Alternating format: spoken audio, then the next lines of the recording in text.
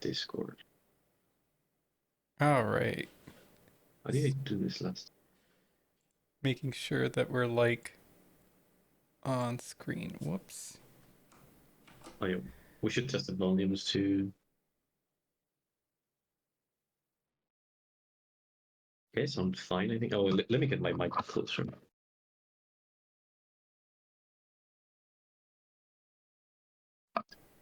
All right. Well, There.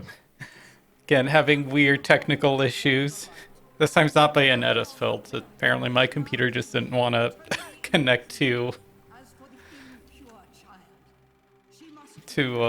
Twitch.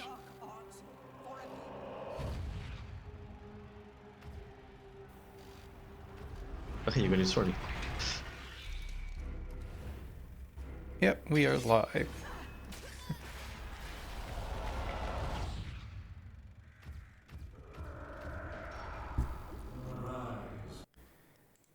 Oh yeah, and it stops whenever I click on there. Promote it everywhere.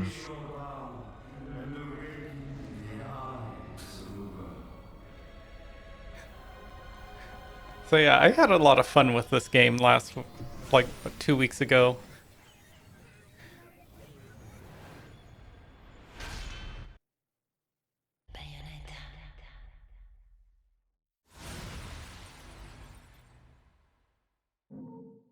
Continue.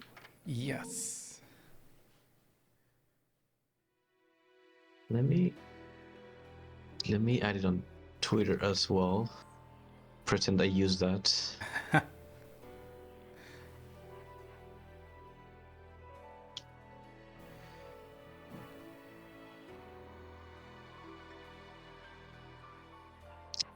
do I Yeah. phrase this? Yeah, I know you said that like Twitch is like clunky, but like I seem to get like more viewers on Twitch than I do on YouTube whenever I stream. Like I don't know why. Like you would think like having an audience already like on YouTube would mean that I'd get more people over there, but I guess most people Wait, just like subscribe to YouTube for videos and not live streams. why are you not showing? What is your Twitter handle? Do you have like a Oh, underscore or something? yeah, it's Chopamon underscore. Twitch won't, or I'm shadow banned on there, so it won't pop up. Yeah, you're not popping up, and I'm pretty sure I follow you, which is the most damning thing. It's like, come on. Yeah. Okay, this should work. Yeah. Ah, the woes of social media. Uh, Oh, you, I what? didn't see you actually added me on Twitter.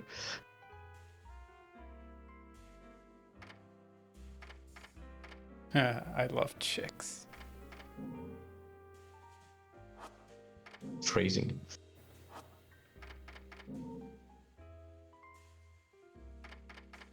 Accessories. Hot.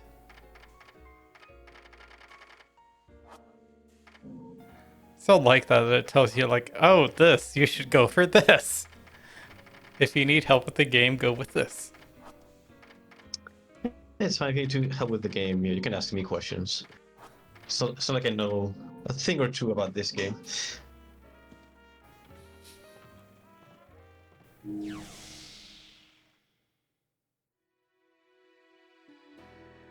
So last time we left off, let's see. She figured out that she needed a thing to find like an all-seeing eye thing, and she beat this really creepy angel with like two dragon heads.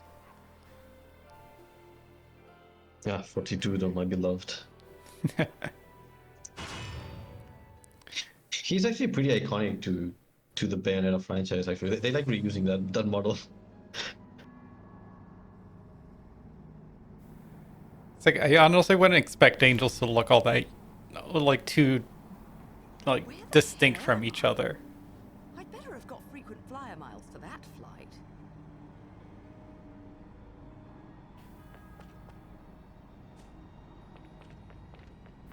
Yeah, I played this on normal on PS3. Well, first off, yeah, the PS3 version is definitely a downgrade. Yeah. Oh, I'm so sorry for your loss there. How, how, how did you find the experience? So I found it challenging, but not like too difficult. Like I found myself using items, which I think is like for normal, that's a good thing. I feel like you should be using items. Yeah. The problem is that I think we talked about this last time. The original game kind of penalizes you for using items. Yeah, I noticed that. So I got a lot of like stone like ratings. It's like, oh, how dare you use items and die? Oh yeah, no, absolutely. Like the first time you play through Bayonetta, if you're just playing it on normal, like completely blind, you're just gonna get stones everywhere. But you just roll with it. It doesn't matter ultimately. Like until you have all the weapons and the power-ups, you don't really have to start caring about the scores because it's really hard to get good scores with the initial setup because you don't have the techniques, you don't have the Yeah, weapons, like just don't have the I tools. found those portals that you mentioned, and it's like it seems like a lot of it I can't really do, or I could, but I'd be pulling my hair out with like just that what like the equipment that I have and like the health. Hmm. So let's see, we got this: the Crescent and Sunrise Valleys. As overseers of history, the Lumen Sages and the Umbra Witches are both increasingly or incredibly powerful, each fearing each other and strictly prohibiting interrelationships as a way to maintain the balance of power. Upon the annual occasion of a total solar eclipse, only the selected elders of each clan were allowed to meet with the other group to conduct negotiations. I suppose that each clan, drawing their power from the sun and the moon respectively, must have held the eclipse as the most special of celestial phenomena, which makes sense, I would agree. Two clans in exorbitally linked but opposed, like positive and negative, solidified this relationship in their interconnected mountain hideaways, the witches' sanctuary at the Crescent Valley and the sages' sacred Sunrise Valley. Located in an inaccessible and treacherous region, these areas were lined. Oh, hey, I got. I know what you're thinking. Yep, that's Oh, the thank you for problem, the X-Men. 101 biddies lesson, sir. And how are you? Hello. So, reading some Bayonetta lore. Good. That's good. Is how you were playing uh Zero or Horizon Zero Dawn like this week. How are you getting along with that game? Oh, I need to play that one. I got it on like a Steam sale. I haven't played it yet, but I'm really curious about it. Seemed this Bayonetta. I think I kind of remember that. This must have been like years ago though. And I'm trying to think if I even have I feel like I have Horizon Zero Dawn, but it's I also haven't played it. Let's I've had see. it for a while now because I think it was like last, like the last winter sale. Not this past one, but like the year before. So it's been like a year and a couple months now. It's like I felt the game's always seemed interesting because it has like a neat concept with like the robot dinosaur wildlife, but I feel like it doesn't like it's a cool concept, but like in practice it's not really practical, like how the world works. At least like just from bits and pieces, it's like okay, yeah, the humans are there was an apocalypse and they've been set back, and then there's just robot animals running around. But if you think about it too hard about how the world works, it doesn't make sense. First Horizon, lots of bugs and updated. Oh, of course, Oh, driver that's unfortunate. updates. Also streaming UFO robot grandizer on Mondays for your Mech Mondays. That I'm not familiar with. Let's see. So these valleys are located in inaccessible regions. These areas are lined with countless rows of stone monuments dedicated to each clan's dead, and large statues depicting a witch and a sage stood at the center of the shared area. Demarcating or demarcating the border demarcating the border between each clan's territory. So these valleys are like in the same area. Yeah, they're like next to each other. If you look at the picture at the photo there, you can see like kind of like the statue of a sage on the left and the witch on the right. Yeah. That's kind of like impaled. Each statue has its back turned to each other. Yeah, their visages, as though rejecting any human incursion, stir intense feelings of discomfort within one's soul. Atop these statues, the clans meet for their yearly consort, giving this place a mysterious but interesting ambience. These valleys were not just filled with memorial tombs, they were also home to training facilities and the light and dark arts held as sacred ground for both clans. Today, the statue of the Umbra Witch is a truly gruesome sight, as the giant spear has pierced the lady or the woman's chest. If it had shoved through the statue during the witch's ages of persecution, it would have required unspeakable power from the Lumen Sage who carried out that act. Like someone did a graffiti. Let's see. Lessons learned. It's more complicated than that, and the lore is tied to the plot. Too bad that Nintendo didn't release 2 and 3 for PC. Oh. Oh, I see what you mean there, Venny. Just don't tell anyone. Yeah, that's actually something that's interesting with Sony, is that they're kind of getting into like the PC market with all their like putting a lot of their exclusive on PC, like after a year or two. There are talks right now, like apparently I think it's Microsoft is also doing something similar, that there might be going, consoles are in a weird spot right now.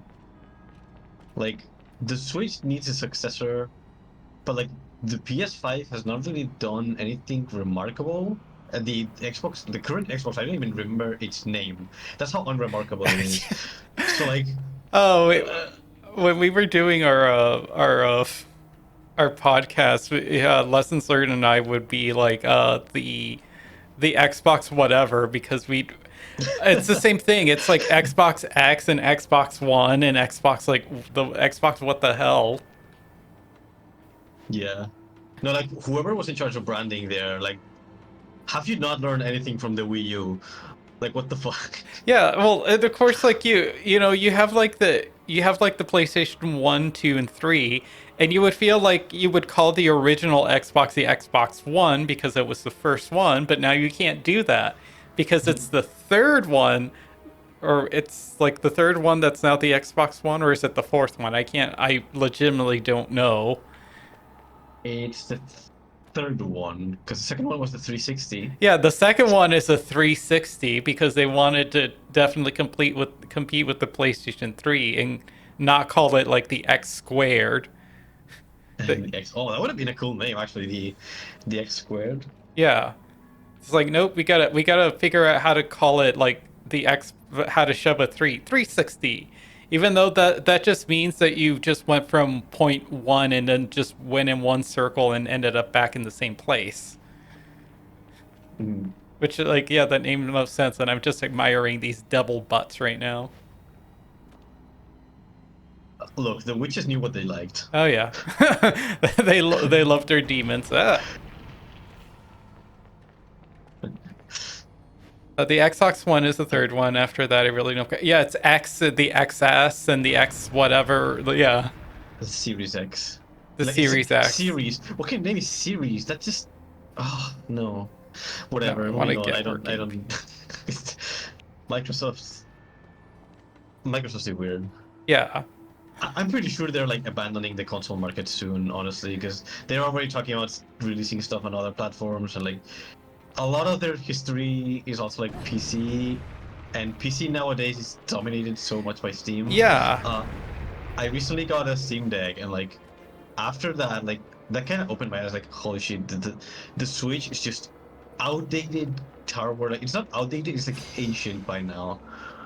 And like having your library always accessible and then also on the go, which is kind of the point of the Switch. It's like it's a really good competition for the Switch.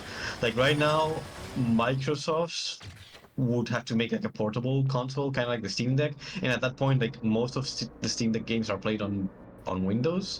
So like at that point, just they just need to partner up with Valve. The thing is, like, I don't think that Valve would be interested in that in that Yeah. partnership. Oh, which is weird because are we smooching? No, we're not quite smooching. We're like both looking the same way. They Yeah. have to be flipped. Oh, but that's the thing. It's like it feels like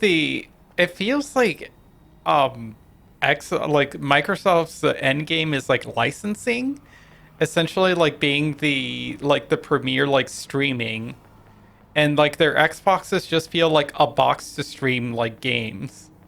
Hmm. Which is weird because didn't Steam have like a Steam box of some sort? Uh, Like a you box that can connect. yeah, you're supposed to hook it up to like your TV, and then like it Yes. hooks up to a controller, and then you're supposed to stream to that. Your Yes, computer's I doing the actually want to work. get that. So, this is something that the Steam Deck can actually do on its own. Like, you can stream, if you have Steam open on your computer, you can stream your screen to the Steam Deck and just play on either or. But also, if you want to connect your Steam Deck to a TV, you can get like the Steam box or like an equivalent, and then like you can use it as a hub. And like it has an HDMI cable, so you can connect it to the TV, and then it has like USB ports for the controllers, or like extra memory if you need it. I actually want to get one of those because I did not actually buy the Steam Deck. I got it from work. Grace and glory. Oh, Oh, yeah, get ready to suffer. By the way, this is like the worst enemy in the game.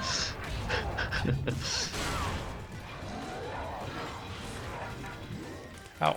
Stick. You tricked me. Oh, left stick. Whoops.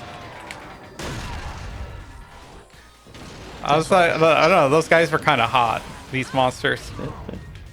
Oh, you will not think the same once the game is over. I was gonna say these. On easy mode, it's not as bad, but like on normal mode and higher, like Jesus Christ, fuck these guys. Yeah. Oh, well, I mean, so far these. Ah, where the fuck did you come from?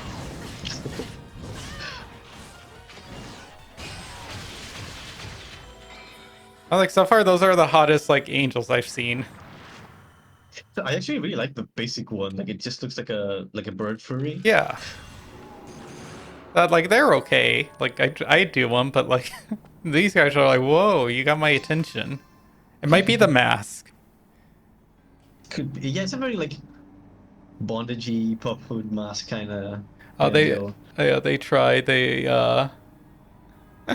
They tried. It was always it was just a licensing thing. Yeah, like it's weird because I think Xbox is doing what I feel like it's treaded ground, but maybe now it's like it's time. Like now it's more like the right time.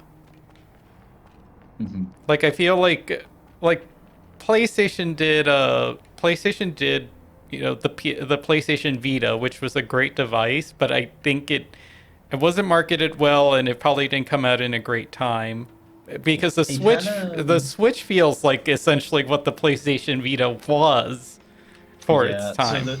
I think the Vita had a pretty big impact in Japan, but not so much overseas. Also, closer. If you're really pondering getting a Steam Deck, I'll be honest, I think it's pretty good value nowadays. Like, I'd rather with the knowledge I have now, I didn't know before because I had no idea how the Steam Deck worked. But like after having it for a couple of days, immediately like it's very apparent how good it is. Like it's mostly the fact that you have your entire library there from Steam, and it's always gonna be there so long as like Steam is running or like is a running service. Because like the problem I have with the Switch is I've had to rebuy a lot of games that I already bought before in on the Switch, right? Like I was just playing Tropical Freeze recently. I'm like, they did a re-release of the same game that was on the previous console. Like, No. you could have just like had it or like the virtual console as well. Like, yeah, and the left stick is so fucked. Yeah, yep. The Steam Deck does feel like really good materials. Like, it feels. Yeah, look. I grew up a Nintendo fan. I'm still a Nintendo fan, but I genuinely feel like the Switch has made me incredibly like soured at them. Oh, this seems fun.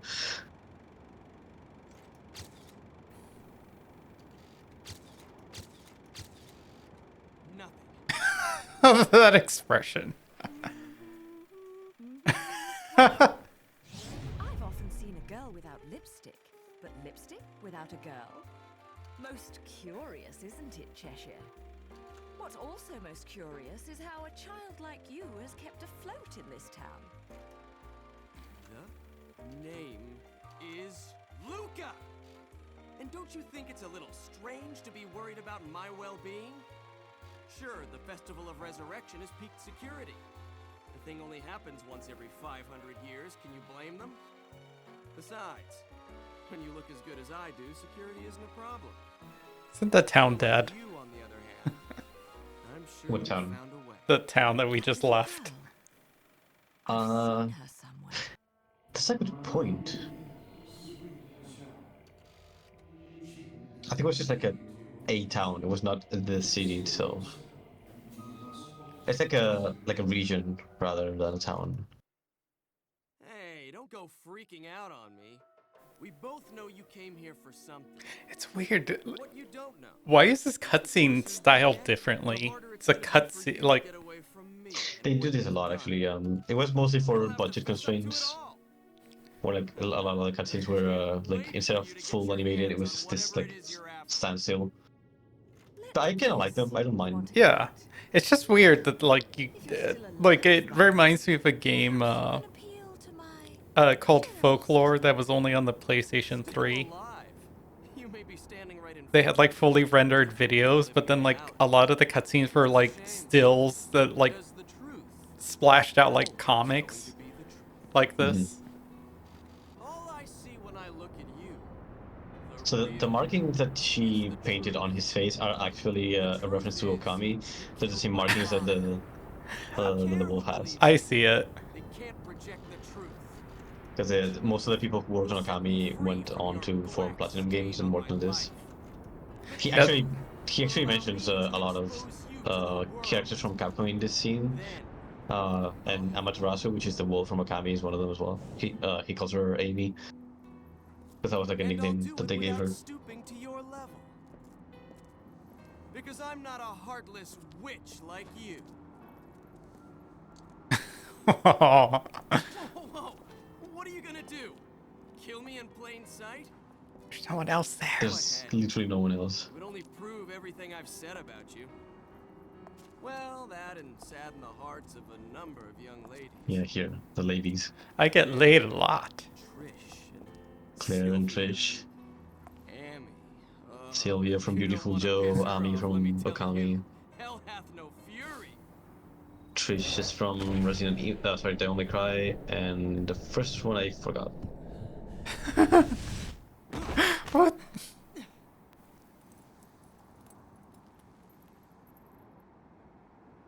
What the?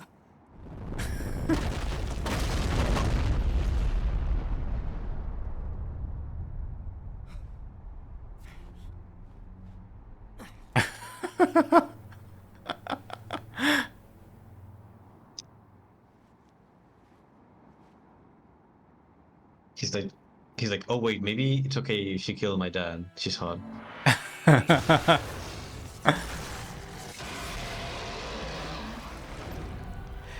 Yeah, so the lessons learned brought up, like, that was something I was thinking about, like, after playing this, like, mulling this game over, is I see why, like, this game seems to gravitate with, like, a lot of like, queer folk. It's it's very flamboyant. It's very It's pure camp. yeah. In the best way possible. It is camp. It is incredibly campy, which a lot of queers are really drawn to. Yeah. I mean, the opening scene too, as you pointed out, and like I think it's like very blatant coding. Feels very like sapphic, like intentionally so.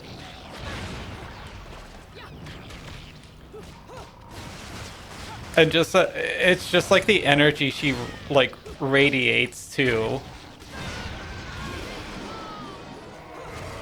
There's just like she has this like aura of confidence about her that like you generally only see in like drag queens. yes. This is exactly what I was going to say. She has that sassy like drag queen energy. No, the designer for Bayonetta, she used to do like high fashion design, which is like a lot of what this game is inspired by, and I think that's where the influence comes from. I don't think she's necessarily a lesbian. I also just today learned that Hideki Kamiya, who's the director for this game, who recently left Platinum Games like 4 months ago or so. Apparently he started a YouTube channel, kind of like how the Sakurai, who's the director for Smash Brothers, did. He also like started a YouTube channel after finishing the last project. But apparently his videos are like really weird. I haven't looked into it yet, but like apparently he talks about like his briefs a lot and like having holes on his briefs. It's like, what is this? So it's like This is what I've been told. I have not corroborated this information yet, but I have to check. Is it like a weird like slice of life channel? Yeah, I'll look into it, but I haven't checked yet. It's like, oh no, I found a hole in my underwear, and it's like, And he talks a lot about alcohol as well, apparently. it's like, well, what do I do? It's like I really like the pair. It's not really big enough for me to like throw out, and all right. So heavenly manipulators, the Umbra, which is sacred Crescent Valley, is said to contain enormous relics. Harkening back to the valley's place as a training ground in the witch's supernatural magic arts. Let's see, the long bridge snakes between the crevices, the cavernous ravines of the valley. Stone circles hinting at celestial principles, training chambers where death was wagered in hopes of polishing one's skill in life. All of these are depicted in tattered records I have obtained. I assume that the wagering the deaths is like selling their souls to their patrons. Oh, but it's more so like if they're training. It's kind of like what we read the last time, where like they train the witch walking. Oh yeah, and, and people like, die. They get detached from the wall, and they just fall to their death. It's very funny to think about. Let's see. I know not if they ever truly existed. However, the magnificent appearance of the witch statue in the distance seems to indicate that the legends passed down through history are in fact real. Which actually, no, that doesn't prove anything. That just proves that the people could have just idolized these legends as true, and made statues to them. It doesn't mean that they were actually real. But in this case, he's right. Amongst the numerous artifacts, the most mysterious are those known as heavenly manipulators. I have already described how the Umbra witches drew their power from the darkness and the Lumen sages from the light. However, I have not mentioned how these powers were at the greatest during full moon or at the peak of the sun's ascent. The two groups created the heavenly manipulators to affect the movement of the sun and the moon, and the devices played a role in the clan's most important ceremonial rites. If stories are to be believed, the clans could affect even the ways the cosmos, even the way the cosmos, the ways of the cosmos at will. The power of the witch and sage are not common knowledge, although as overseers of history, one could imagine that they must have had apparently powerful abilities, making their ultimate destruction an even more ironic end. So these devices can change the sun and the moon. Yes. Which, You're about to see it in action, actually. which seems kind of weird, because I would feel like as worshippers of like the sun and the moon, they wouldn't want to do that. Because wouldn't that be like overstepping your bounds of like worshippers? Yeah, they're supposed to keep balance as well, so I guess you're right. It is kind of weird, but no, they can straight up control the time of day. Like, is this affecting the real world too? Like, I don't want to think about it too much, to be honest. like what? Actually, like, where the hell are we? I don't even remember how we got here. Like, she You walked fought off and then suddenly she's here. Yeah, you fought a 42 and after fighting him, like the Colosseum you were fighting on like explodes and launches you here. And she's like, "Oh, I flew like a very long way. Like I should have gotten high miles from that Yeah. flight." Yeah, this is supposedly like somewhere in the vicinity of Vigrid. I suppose to... When you select chapters, you can actually see like a wall. Oh, okay. I'm falling that way then. Yeah.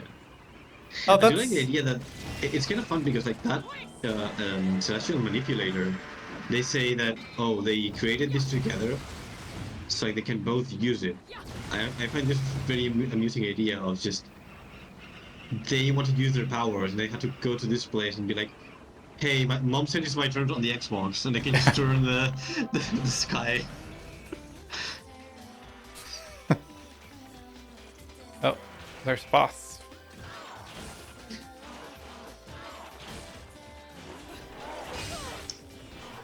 Also, the thing with this guy that I was gonna say earlier, like by the end of the game, they throw you a version of these guys that have like immunity to witch time, like they don't trigger witch time with any attack, and those are like an absolute nightmare.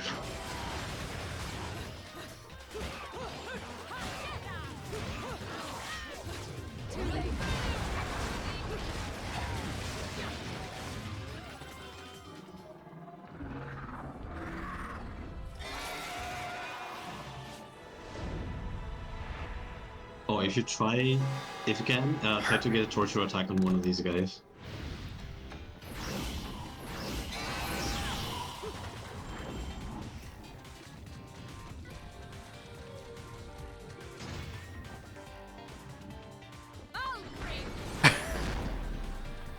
Just pulls that out of nowhere.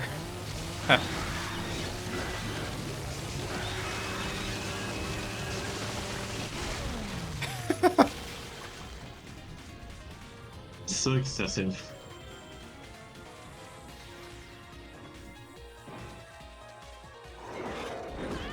Oh wait, I picked up that saw. Is that an actual weapon I have? Yeah, it's the only. It's like the only way you can actually summon one of these extra weapons.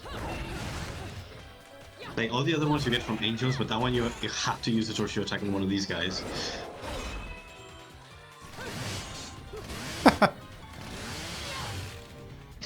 As expected, it's pretty clunky. Yeah.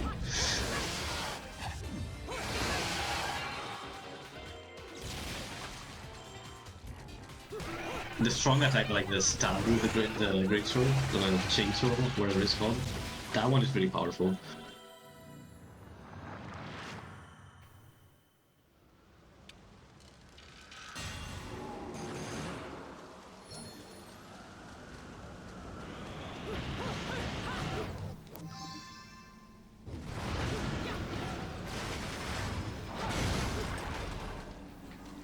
It just had stuff.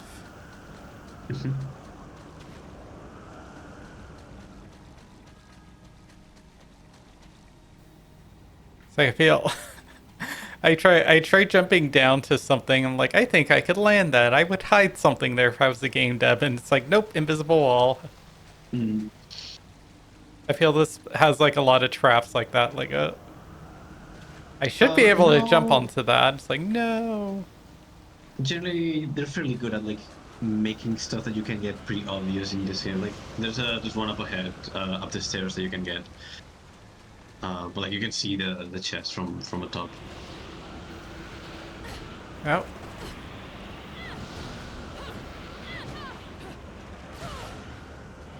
Oh, it's just such dodgy.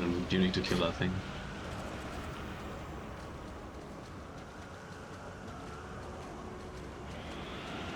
Yeah, to the left here, I believe. Yeah, there it is. Let's see, the witch's tears of blood. Beginning in the 15th century, the whole of Europe has been swept up by madness, a tragic event unprecedented in the whole of human history, the witch hunts. As a result, the dark clan of Umbra witches were wiped from the pages of history forever, working at the behests of powers that be and making use of their ancient magical art. The witches watched over the passage of time within the human world, or at least they did until suddenly being swept up in the waves of persecution and finally crumbling away under the pressure of the people's harsh recriminations. The women's sorrowful blood-stained tears crystallized into bright red gemstones, and according to the Vigridian legend, are said to be scattered everywhere. These stones, filled with their feelings of regret, are known as the Umbran tears of blood. Oh, so that's like what I'm picking up when I make candy. I'm making candy out of tears of blood. No, the Umber Tears of Blood are more like achievement things. Ah. There's two types actually. There's a list that is achievement based, and the other one is like you find these crows, and in every map there's like one, I think, that has one of them, and you have to catch them. Oh yeah, It's the like a collectible. crows. Yes. Mm-hmm. To this day, the people of Vigrid believe that should 100 of these stones be brought together as one, an enormous calamity shall befall the land. Yet no one has actually seen one of these gemstones, the ultimate of witchly souvenirs. They must be found by you. Oh, they must be found for you by a crow, a beast whose heart lies in resonance with the departed witches. These crows act as the witches' loyal servants, protecting their tears from falling into human hands. Of course, I like where does the arbitrary? I don't know. If you collect like 100 of them, something will happen. I suppose he read it somewhere in one of those like witch archives. That's like what? Why not like I don't know 666 or something? It's like devil's number. He looked it up on Wikipedia, and I guess he got the answer there. I don't think I have enough to buy anything. You might have enough like golden pieces for a weapon, like the discs. Because I think in the previous, no, the previous stage was a boss fight. Never mind. Yeah.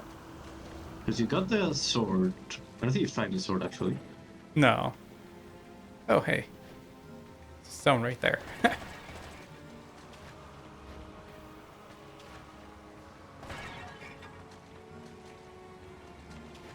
The stock jar breaking sound. The stock. Pew.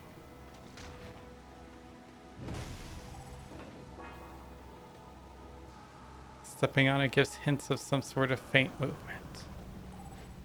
Oh yeah, you have this thing where like if you fall from relatively high, you do like a stomp attack automatically. It's kind of the way to teach you about it, but it doesn't really come up very often.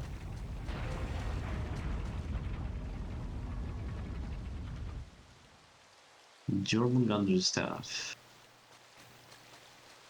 I like that word a lot. Like Jormungandr. It sounds I know it's like the wall serpent from Norse mythology, but like it just sounds cool. It's like what? I'm still like trying to decide like where are we? It's a tower. Like it feels like we're not even in the real world, but we are. You are. It's just that the witches and sages had a lot of like secret bases, basically, that were in places where regular humans could not access. Yeah, but somehow Luca can. Well, Luca is he has like a grappling hook, which is not something regular humans would have. He also gets recon like 3 different ways in just the third game, so it's fine.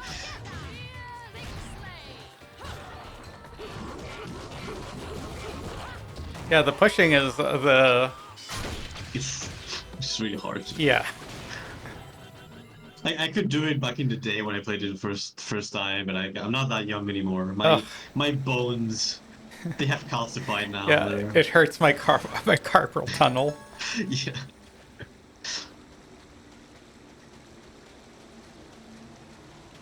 Totally straight, my dude. Yeah, Luca is totally straight. Yeah. I mean, Bayonetta is totally straight for Luca. Hey. Oh, am I supposed to do the stompy thing again? Oh no, they Oh. show you like the full moon because you Whoops. can now walk on walls. Yeah. Wee. So this is the fastest way to clean the tower.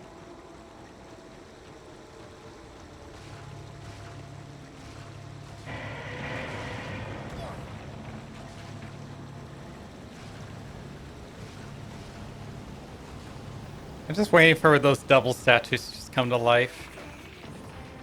They will not. So don't worry about that. Aw, so I get to see that booty and the flesh. You will in the second game. Because I have a vague inkling of what the statues are supposed to represent.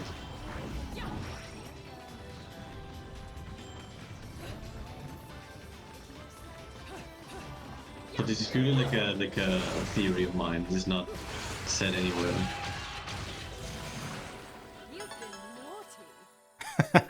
You've been naughty.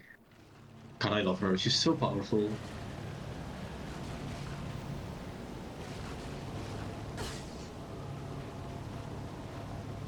Okay, I was gonna say, don't actually go down through there. No, we have to keep climbing.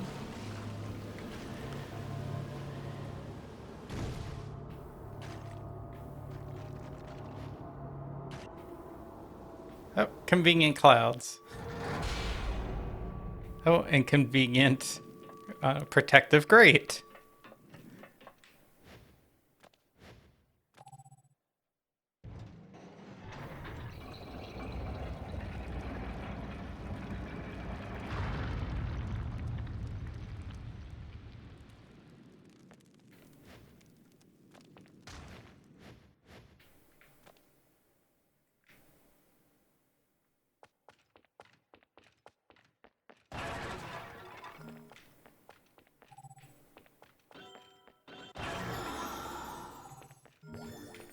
Bullet.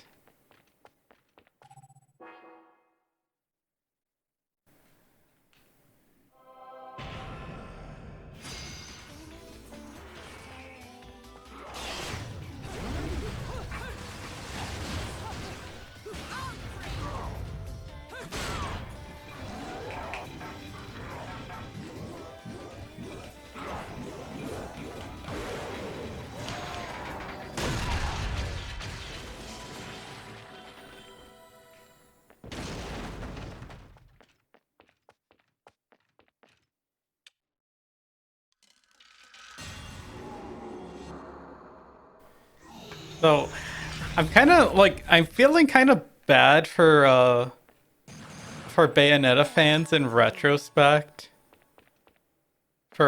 Because like she definitely has a lot of um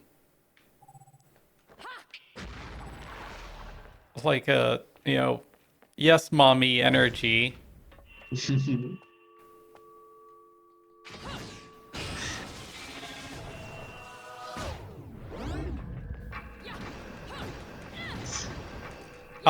So I feel bad for fans after like what happened with like the voice actress with the third game. Oh man, that was That was a bummer, really, because I genuinely think she's like the perfect role for Bayonetta. I did not like the recasting at all either, because they got, I believe it's Jennifer Hale, Yeah, they got who is femchat. a very, yeah, he's basically like the most, no, I wouldn't say like the most prolific voice actress, but like she's been around. Like I play, for example, I play Guild Wars 2 a lot, and she's in there as well. I was like, oh, I've heard this voice before, you know? The thing that made Bayonetta so unique, well, like Helena Taylor's voice so unique, is like she was an act like a theater actress. Like she wasn't really on any shows or like any games. Like I think the only voice role she had was Bayonetta, and like it was not a recognizable voice. Like you heard that voice, it's like, oh, that's just Helena Taylor, because that's just Bayonetta. Yeah. You know, like you wouldn't hear her anywhere else. And she just played the character perfectly, honestly. Like it's just the perfect voice. Yeah, it's like Tara Strong. Like Tara Strong is a great like voice actor, but like She's everywhere as well. She's yeah, also she's on Guild Wars everywhere 2. as well. Huh? She's also on Guild Wars 2. Magical flute. Oh, is this just like a here kill angels thingy? I think it might make enemies like drop halos, something like that.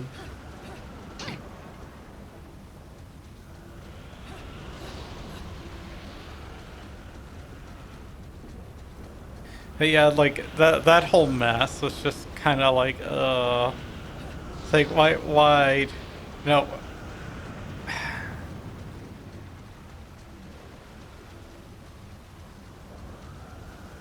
Like it's really unfortunate because Bayo 3, I feel like in terms of the gameplay, it's very refined. I like a lot of the stuff that they did, but it damaged the brand in a lot of ways. I mean, yeah, It's really there was unfortunate. the whole thing with her voice actress, and then it doesn't seem like it resonated very well with anyone. No, I don't think you're gonna hear about any like Bayonetta fan who was like happy with how that game went story wise, for example. It's really Which, unfortunate. yeah, the witch's grave within the city. The grid is littered with the legacies of an ancient age. Amongst these are the stone coffins used to bury departed witches. Along with their fellow overseers of history, the Lumen sages and the Umbran witches use their incredible powers to repel any incursion upon the grid. Under these auspices, This is yeah. the witches aboded by the terms of their netherworld contracts, and upon parting with the physical world, the strongest of the witches were deified as guardians and buried in stone coffins throughout the town. These stone coffins were sealed tight, and it is said that only those with knowledge of a witch's magic can open them. Even during the witch hunts, when the coffins were subject to attempted demolition, not a single soul was able to peer within its contents or into its contents within. According to one theory, the contract with their demon master stipulates that upon leaving this earth, a witch's soul nor body can remain. It is said that Umbran burial customs were developed for that very reason. The women who buried their loved ones in treasured stone coffins to lessen the pain for those destined for Inferno, even if the effect was slight. Today, unable to break the magic seal upon coffins, the Lumen Sage seal of the sun has been placed upon the stone sarcophagus as a counterweight. If by chance the power of the witches were to return to this world, they would be prevented from opening these coffins due to the seal. This is a clear indication of the sort of persecution these women were subjected to during the witch hunts. While the whereabouts of the witches' tombs is outlined above, the location of the tombs for the Lumen Sages remains unknown. According to remaining records, they had taken up final resting places with the Umbran in a secluded region known as the Crescent. The Crescent and the Sunrise Valleys. It is said that the Lumen sages who conduct their duties not in the darkness but the light rest peacefully in their valley after departing from this world. Finally, there are rumors that somewhere in Begrid, research is underway to extract the spirit energy from the departed witches. It seems that the fate of the Umbran witches and the Lumen Sage has yet to truly be decided. Ooh, science is gonna tamper into magic and then all hell is gonna break loose.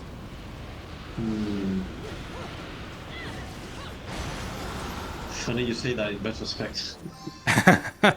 What, is that one of the plots of the other games? Yeah, well, they don't really go into like, oh, it's magic tampering with, so science tampering with magic, but like the first game is like all about angels, the second one is like all about demons, and the third one is like sciencey, sci-fi, weird thing that's not really explained.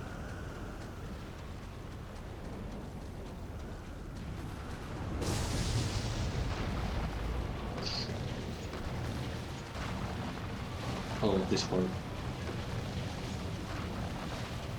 It's man.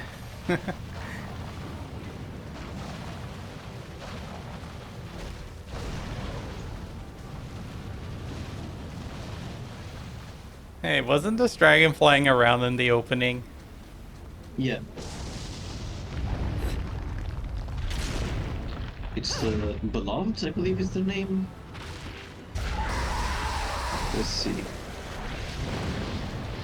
Nice shot there. Yep. Subtle. Oh, inspired, right. So who was Beloved? I think Beloved was like the giants. The giant with the creepy mask.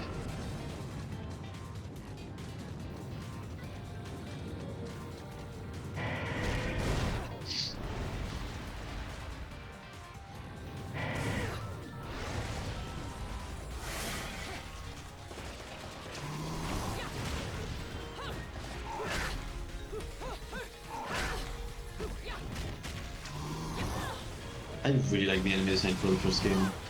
The second one is kind of weaker, I think, in terms of designs. They're a bit like more generic.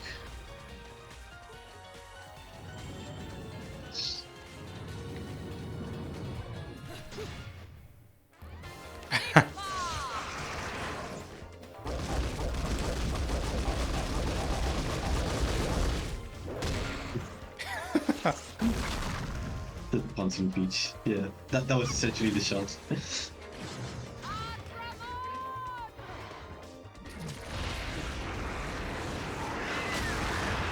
Look, there's probably more polygons on her butt than on her face in that model, so they want to show it off. Gotta show off all those polygons in her ass.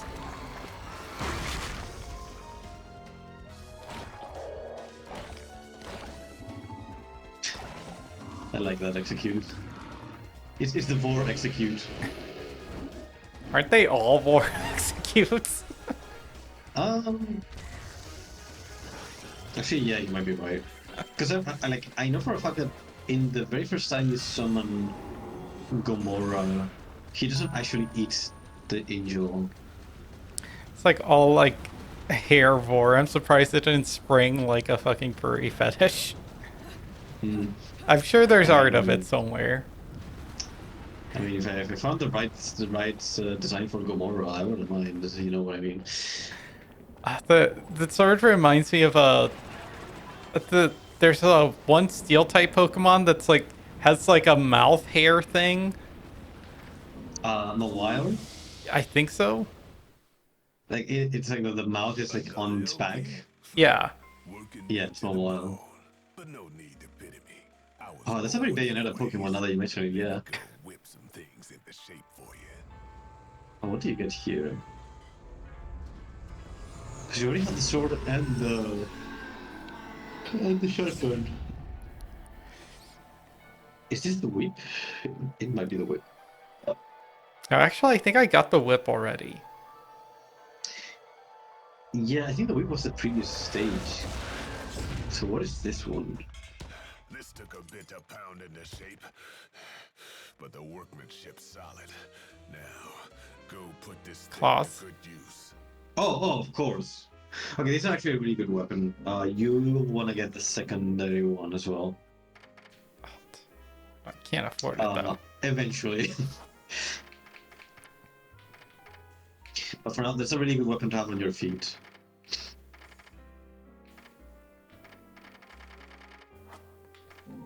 Oh yeah, I noticed too, like all the stuff that I need to buy, all the hearts and stuff, the magic things. Yeah, they're already like pre-bought, but I think it's because it's the easy mode. Save our money. To be fair, it kind of compensates because if you're playing on easy, because your combos are automatic, I think they give you like half as much combo points, and like combo points in this game convert directly to money, so you're gonna get less money, so it's gonna be very hard to buy upgrades.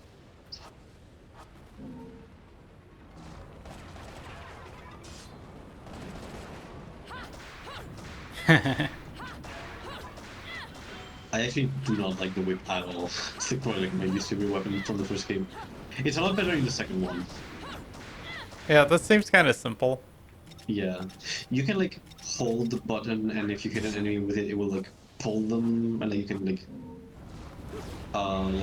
toss them around. But so the claws are really interesting because they have like two modes. They have the fire mode and lightning mode. To switch between them, you have to do like a circle motion. You have to circle that. and punch. Oh, Yeah. And their moveset changes completely depending on the mode. So the lightning one is very fast, and like the charge is like explosion shockwave. The fire ones are slower, but they hit very hard, and the charge is a mine. And those mines do like absurd amounts of damage.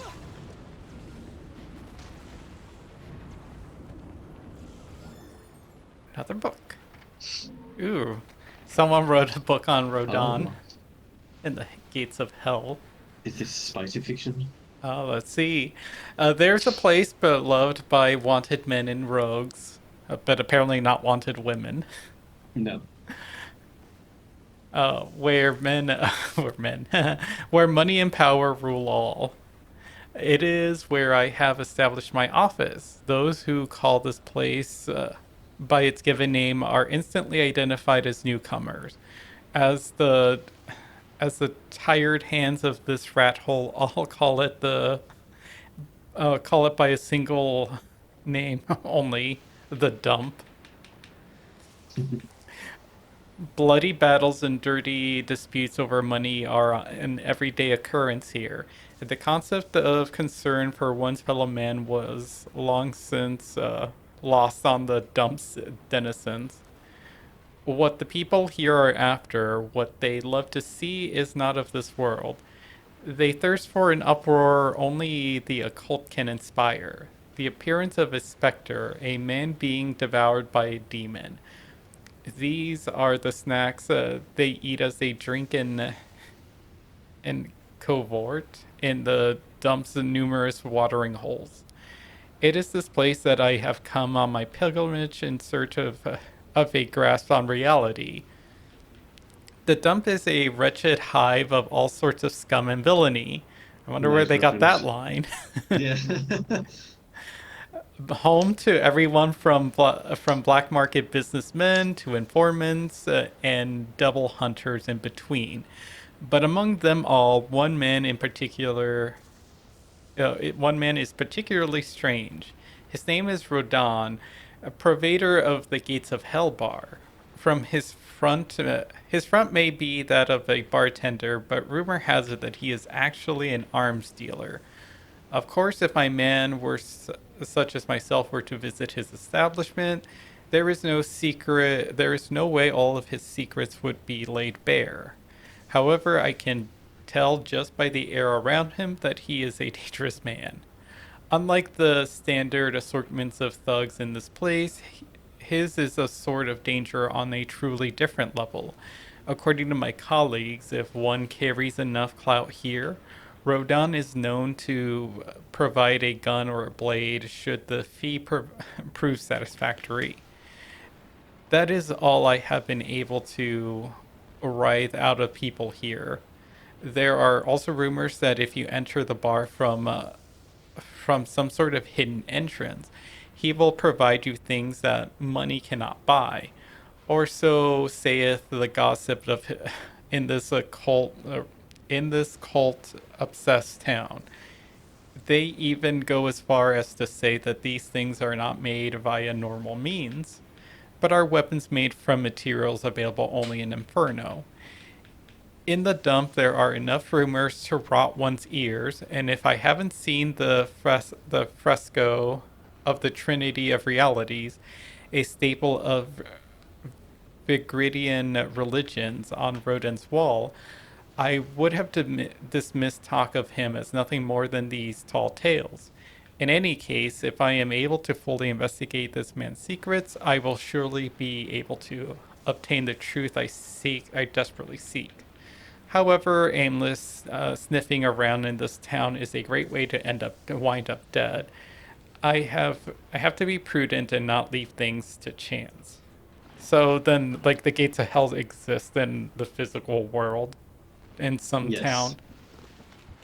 So the Gates of Hell itself is like a bar in the dump, which is just what they affectionately call their town from the beginning of the game. But Rodan can like teleport it at will as well. Like you can summon it wherever he wants. Because he's cool like that. Yeah, like a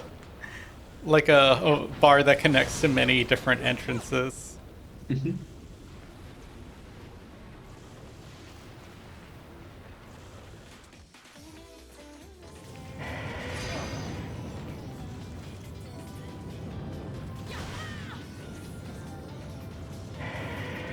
Oh, you want to shoot him first, because they will be moving around until you knock him out. There you go.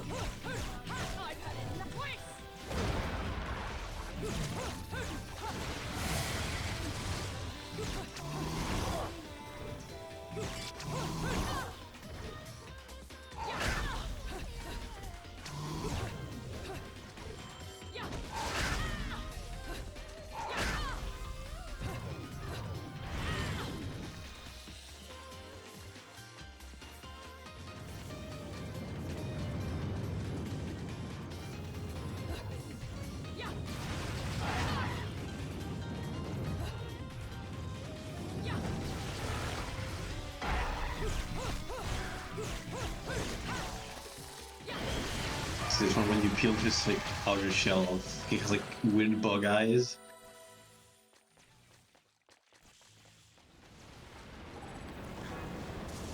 The fence has been exposed to the elements, weakening it considerably. Just a bit of effort to knock it over. I mean, Yeah. nope. Oh, it's like an invisible wall. Yeah, I just have to go. I have to go through the gate.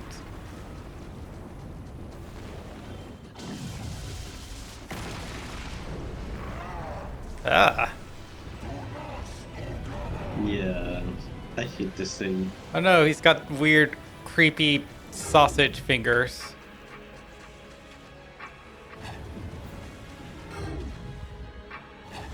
I mean, if you're born with tentacles instead of fingers, you're just evil. Like, your life is over already.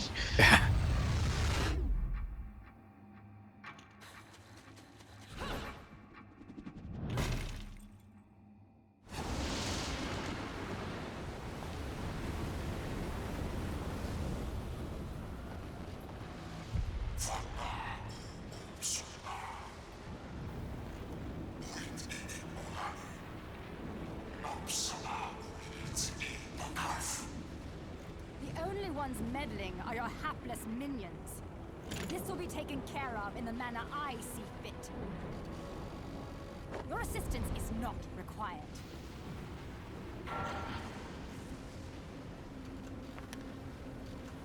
I suppose coming here has given you a second wind. Feeling better, Bayonetta? Who are you?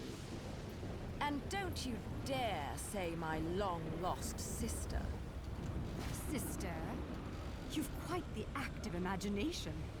You and I once fought We're for the lesbians. jewel upon the crown of the Umbra throne. I mean, we can be both. Yeah. You know? It is time to finish that It's not like we're fight. blood related or anything. We're very close sisters. Yeah.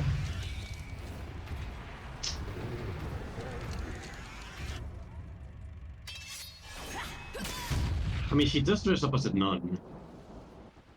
No time for daydreaming.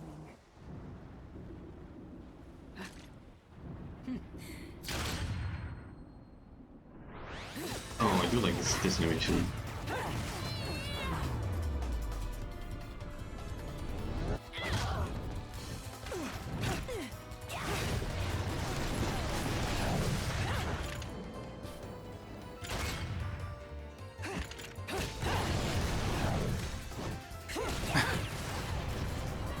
I love this. I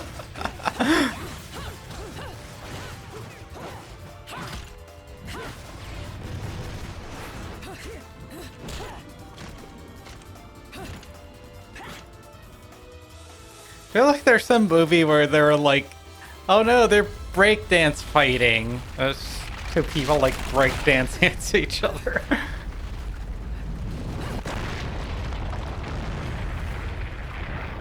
cretins fouled it all up again. But perhaps this can be to my advantage. Gun cannon. I was thinking of oh, what was it called? Sucker Punch? Sucker Punch? That movie always gave me like Bayonetta vibes, and I think they came out of roughly at the same time.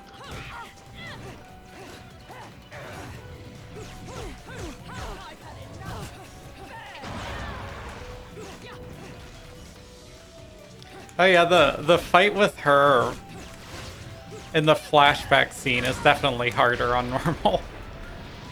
Oh yeah. No, like in the flashback in easy mode was like 2 punches and she's dead. It's like, oh, that's kind of disappointing. The fight with John are actually really hard most of the time. But I do like the music for her royal fights. She has like a couple themes. This one is not my favorite though. Like the last one is my favorite.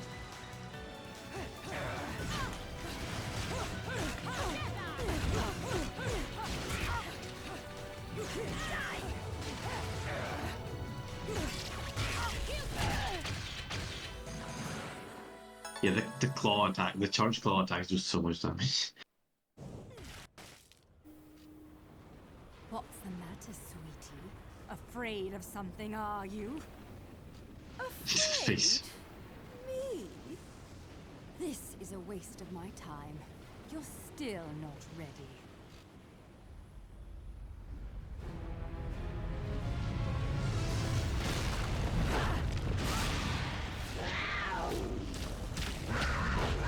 Cat form. Oh. Bug form.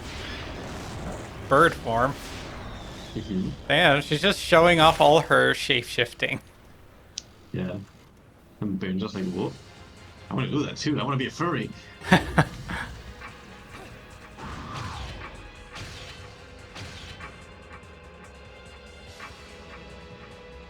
Beast Within allows you to transform into an animal form and unlock your mysterious magical powers.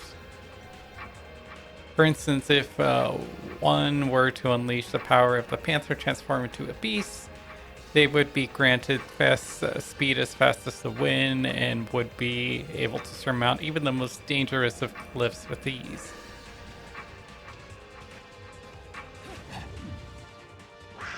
Oh. Oh my, that was bloody amazing.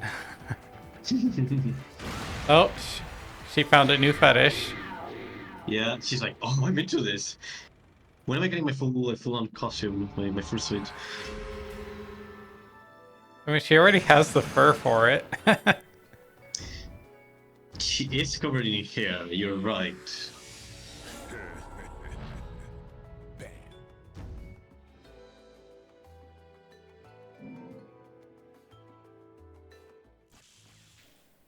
Ladies and gentlemen, it's what you've been waiting for.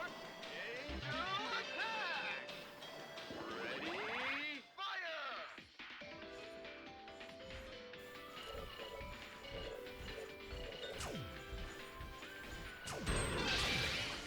This stupid minigame. I'm glad they got rid of this, because man, was this so annoying. No. Oh, rip. Oh. Fortunately, you don't really need it too much here, but in harder modes, it's nice to get the bonus health items. Yeah. But for Oh now, yeah, it's just, the blue heart definitely makes a difference. yeah, Gun. it's like twice as much health. Oh yeah, so you can see the boat Gunguda. up here. It's like this entire region is supposed to invigorate, I think. That's not just the city.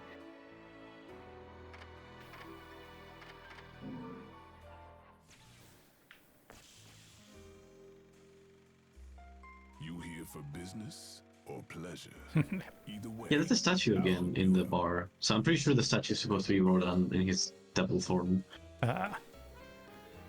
Oh, yeah, this is important. There's a couple techniques you want to buy. Yeah, both of these you want to get. Especially Bat Within.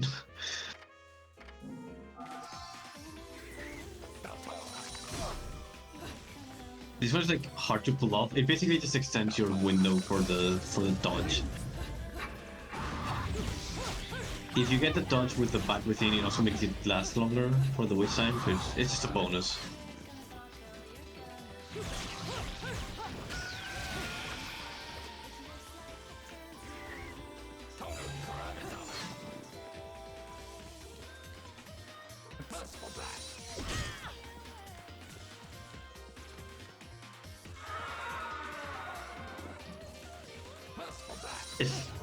It's kind of hard to get on purpose. Yeah. It's like it just extends your window of Witch Sign opportunity.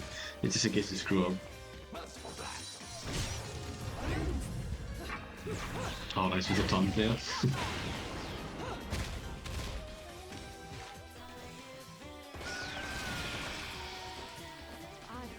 Oh yeah, that's the taunt. I was trying to remember what button is the taunt. Angels. Yeah.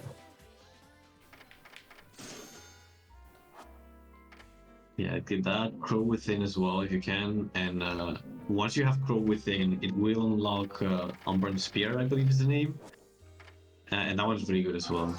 I don't think you have enough.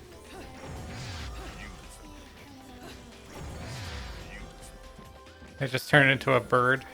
Mm-hmm. Cacaw. Yeah, that's its own attacks. Yeah, they're not great, but it's like a nice extra flavor. Like most of the techniques are like completely useless in the sense of like they're not mandatory, but it's just good for flavor and just style on enemies.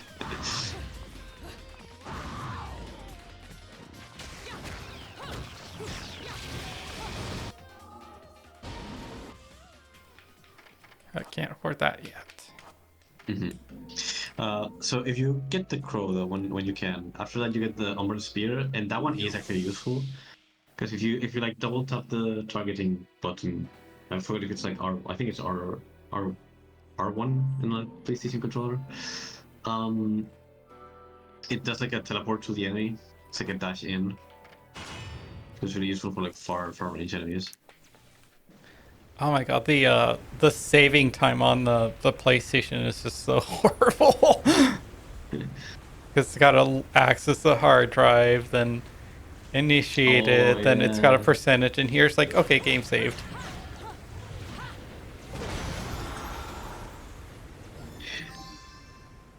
Oh, this level is important actually. You will finally need a certain character. For such a sacred like place, there's like high security. Well, they are cops of it, but they're like holy cops. Yeah, you know, the Vatican cops. Yeah. Let's see. Entering Vigrid. The ancient city of Vigrid is largely inaccessible, surrounded by mountains on one side and the sea to the other. So.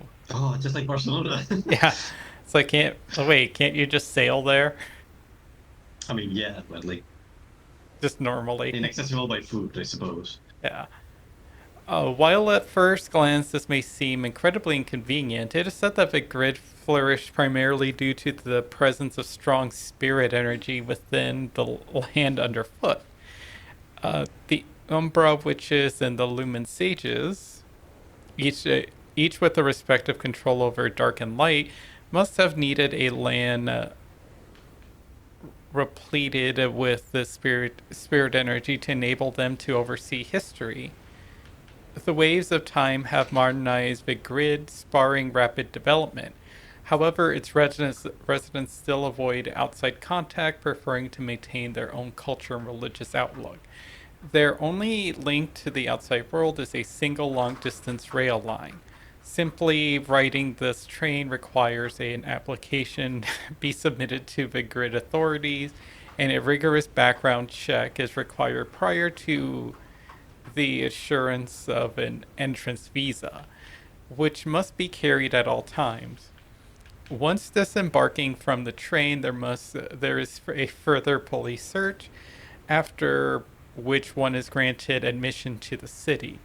It seems that what allows the grid the ability to be so strict regarding immigration is the seemingly close link between the grid authorities and the Ithaval group. The Ithaval group, a conglomerate based in the grid. What was the word? Yeah, Ithabol, yeah. It's a fake company, evil company name. Oh, it's Umbrella. Yeah. Yet proving this link will require further investigation. Oh, so the religious town is controlled by a shell company. I'm curious. And of course, that train, that city that we just destroyed, or part of a big grid that just got destroyed, is like the only way out. Mm-hmm.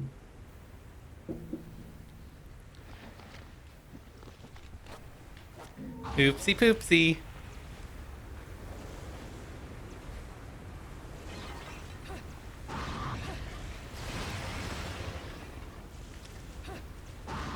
Ah! Something.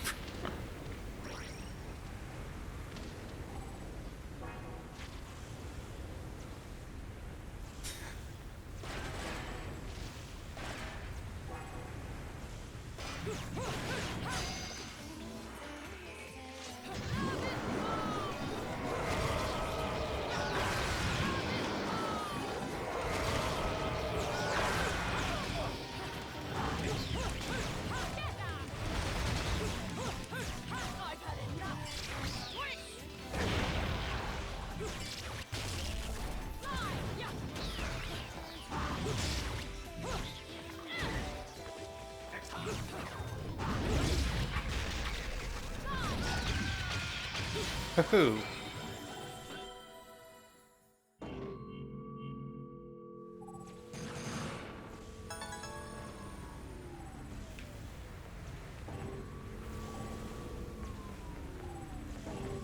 Oh, I'm supposed to dash through.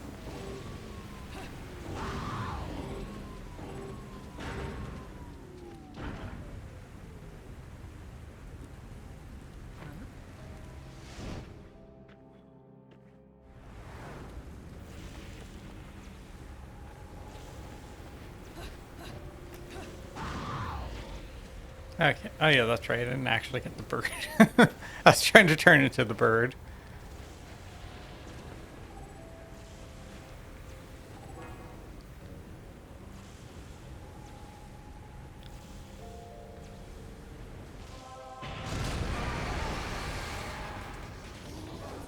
No, you get two of them.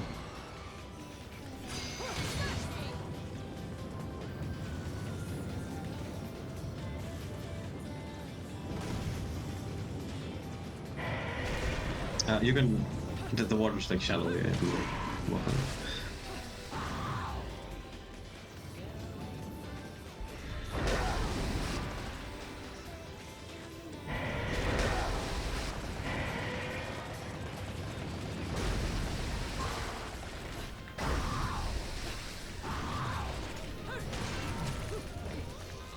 I do appreciate that once you get the panther form, it's just unlocked forever in that save. Like even if you do the first levels, Oh, where you sweet. didn't have it initially. Yeah. And in the second game, you just start with it. You don't have to unlock it. Yeah, I also hate it when like games have like the oh hey you lost all your powers and you gotta unlock them now. Mhm. Yeah, and Bayonetta 2, they're actually really good with that. Where, like, I think the only ones you have to rebuy are like the techniques, like the portal thing. It's purely more like a matter of like you don't start with all the moves, so they don't overwhelm you at the start of the game. In case for whatever reason you play that game first.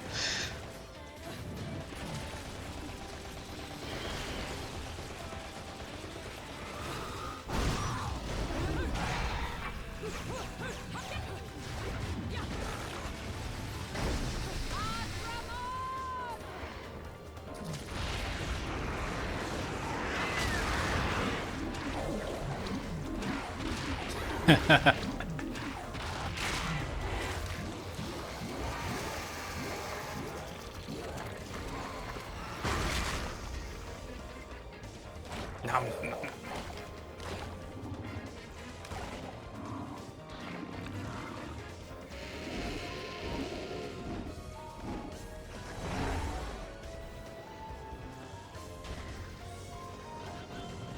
Like, I can understand some of the abilities they have to purchase to unlock, but like losing the abilities that you gain like in story, like say like Panther.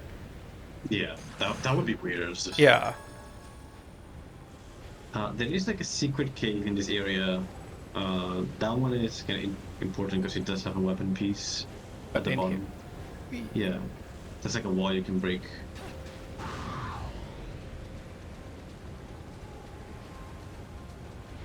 There.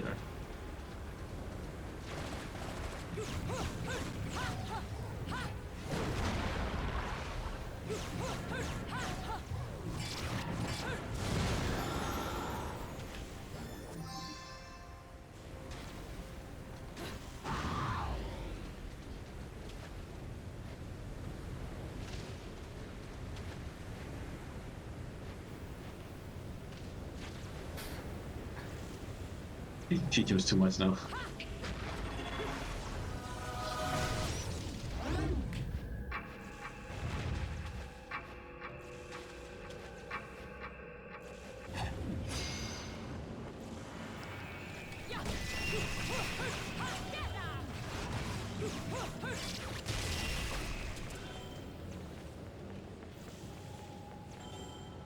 Are there any more enemies? Oh.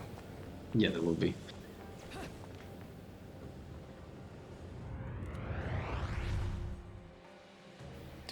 Just some random girl running around these dangerous. How did she Ruins. get here? Actually, I wonder. Because you got flung. Yeah, you get flung after the boss fight. Yeah, but like also like where are the people? Like there's just a guard guarding like the entrance to this ruins, but I guess there's like no one else here. Yeah. Well, these ones were like Umber and Sage ruins, and they're all dead. So.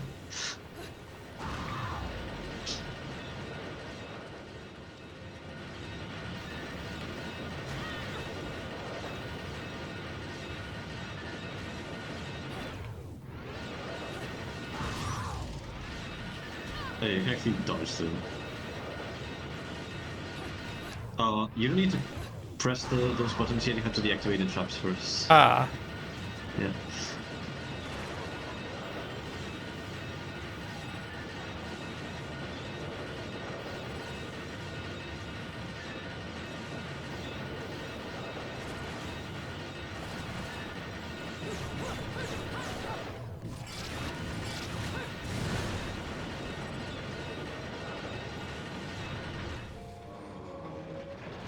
I love how she pulls the wrist.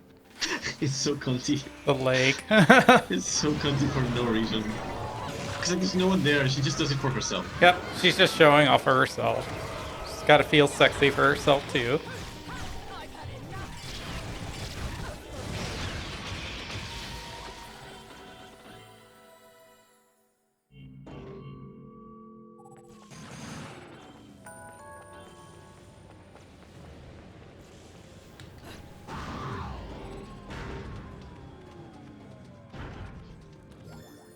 see, what are we learning about today? Topic of Magic 4. Everyone carries within them a record of their evolution as a being since their time immemorial. I hope this isn't like soul record, like an animus from Assassin's Creed, except for your soul. I hope my evolution is my evolution form is like a rhino. Yes. My beast within form is a rhino. Oh, so the Michael Bay school of evolution. I mean, it's kind of weird because they have more than one transformation. Like, did they evolve from cats? No, not really, because they also have like an owl and a bee form. It's like, what? Let's see. It is this inner knowledge that the magical arts call upon when a practitioner uses the transformative technique known as Beast Within. Wait, so that normal people can use this then? Or is it just... Well, it's presumably magic people. When... The sages can use it as well. Yeah. While there is very little documentation regarding this technique, it is comparably easy to guess at its inner workings. It is even easier when one considers how many works of art depict this condition fill museums to this day. Oh, it's retroactively it's retconning all the furry art and history. Yeah. Werewolves are real. Actually, yeah, werewolves are real. These works capture the very moment when a witch transforms herself into an animal. Present-day interpretations never seem to escape the realm of dismissing these works as an artist's daydreams. However, when viewed from a different perspective, they are an important reference point in researching the magical art, especially when it comes to the magical art of magical kinks. Yeah, I was thinking like, if you like try to immerse yourself in this world and you think about it, like, yeah, they have this. Like, you have artists all around the world, all kind of interpreting similar things. It's like this idea of convergent evolution, where like different species evolve into the same thing purely by chance, but then like multiple artists over the world at different periods of time like decided to draw a werewolf. It's kind of sussy, you know? Yeah. It's like this. Something there must be happening. Or dragons, like the the concept of dragons, like why all the cultures have a dragon form, or just a dragon in legend. Let's see, these pictures illustrate the unbelievable transformation of an Umbran witch via the most special of means. Seeking her take the form of various animals. The witches were able to freely use this technique, transforming into beasts for incredible speed or birds to send themselves soaring into the sky. But apparently, that's a question. Yeah. Why would they train into the witch walk if they could just turn into birds? Yeah, that doesn't make any sense. I never thought about it until just now. I don't know. Your skill. It's a cool. Just turn into a spider or something. I guess like if you didn't want to, turn into a more vulnerable form, I guess. I suppose. I guess there's like levels of like how hard the magic is to learn. I suppose like maybe the witch walk is like entry level magic, you know, because like otherwise you would think like, well, I can just summon a demon spider and ride a spider. Well, to, like, no, follow especially walls when and you that. consider that witch walk, you need the moon to be full and out and not obscured. Yeah. When you can just transform into a bird whenever you want. Yeah, that's a good point as well. That's why you never try to incorporate lore into all their mechanics. You can leave some of them as like suspension of disbelief. Just yeah, they can just walk on walls. Yeah, these two bastards. These two are the kind that later on get replaced by the golden variants that don't have wish time.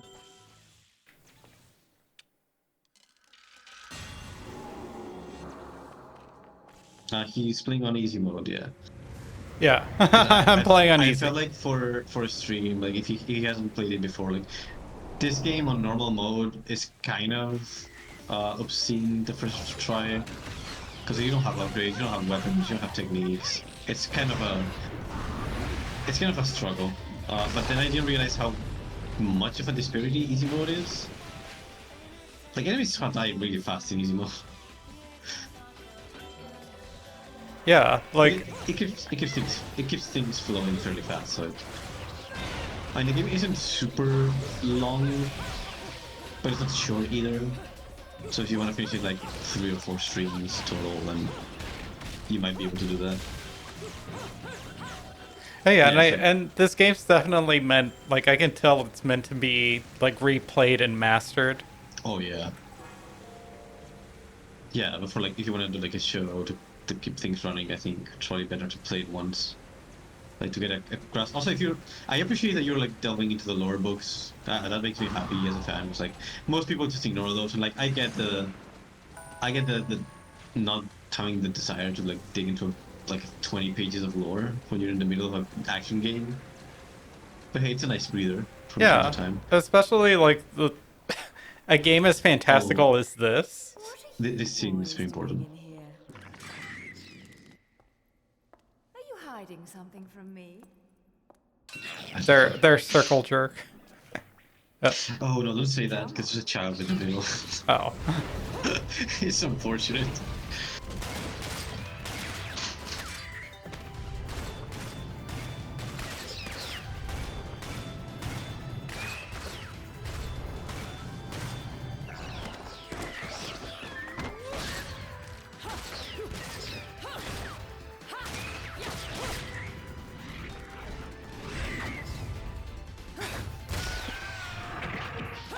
Oh, can we have another peach on the chest? You're cheating on me, haven't you? Someone else caught your eye? Oh god. I was right. I mean, yeah, but again, that was a poor choice of words. Something tells me I'm going to regret this. Gotta babysit now. Hmm. My sweet, lovely child. She is the key to your future.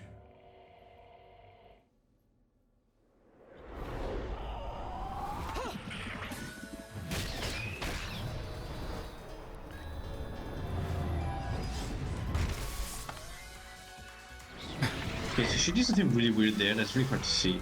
Or no, she does it here. She like separates her soul from her body. I'm Ah. not normally one to play savior. I think she only does it Suppose I here. can make an exception and kill all of you. Just this once, of course. Because her body is still in the bubble protecting Little girl. yeah.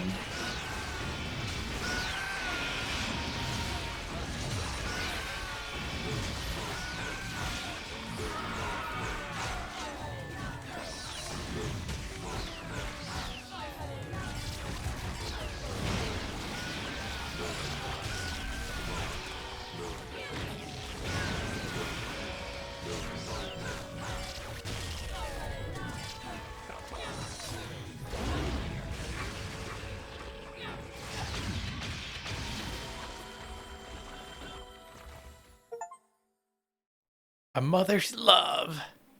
It's the name of the achievement. Mm-hmm. See what spring is like.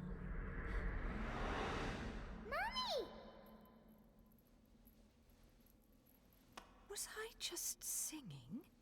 Mummy! Whoa, whoa, whoa. Slow down, little one. I am not your mother. But, Mummy... Will you quit calling me Mummy? I like how it's British mummy too. Well, she's British.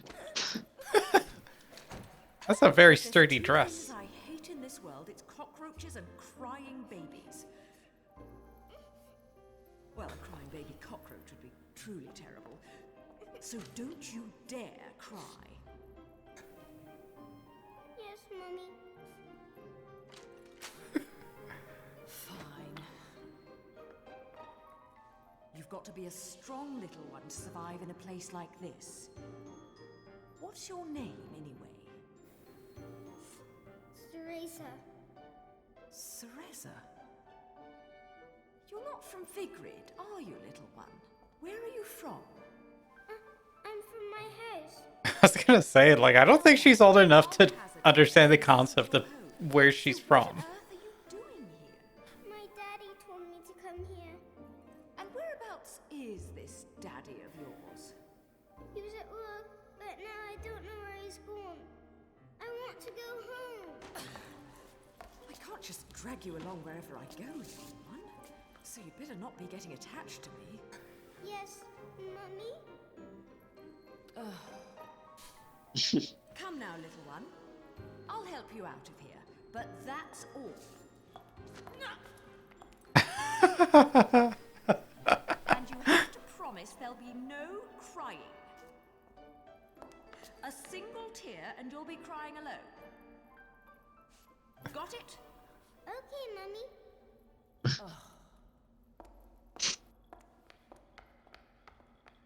Like, I genuinely think her interactions with Cereza are actually kind of cute. Like, I like that she... Like, a lot of people like see Bayonetta, they don't play with the game and they assume so much about the character that's just plain out wrong. She's actually like a really loving character. It's like...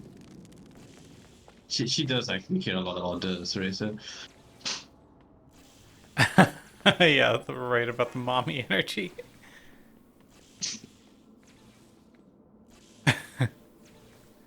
Other door. Oh god, she's actually following me around. It's not an inventory object, I just put it in her my pocket.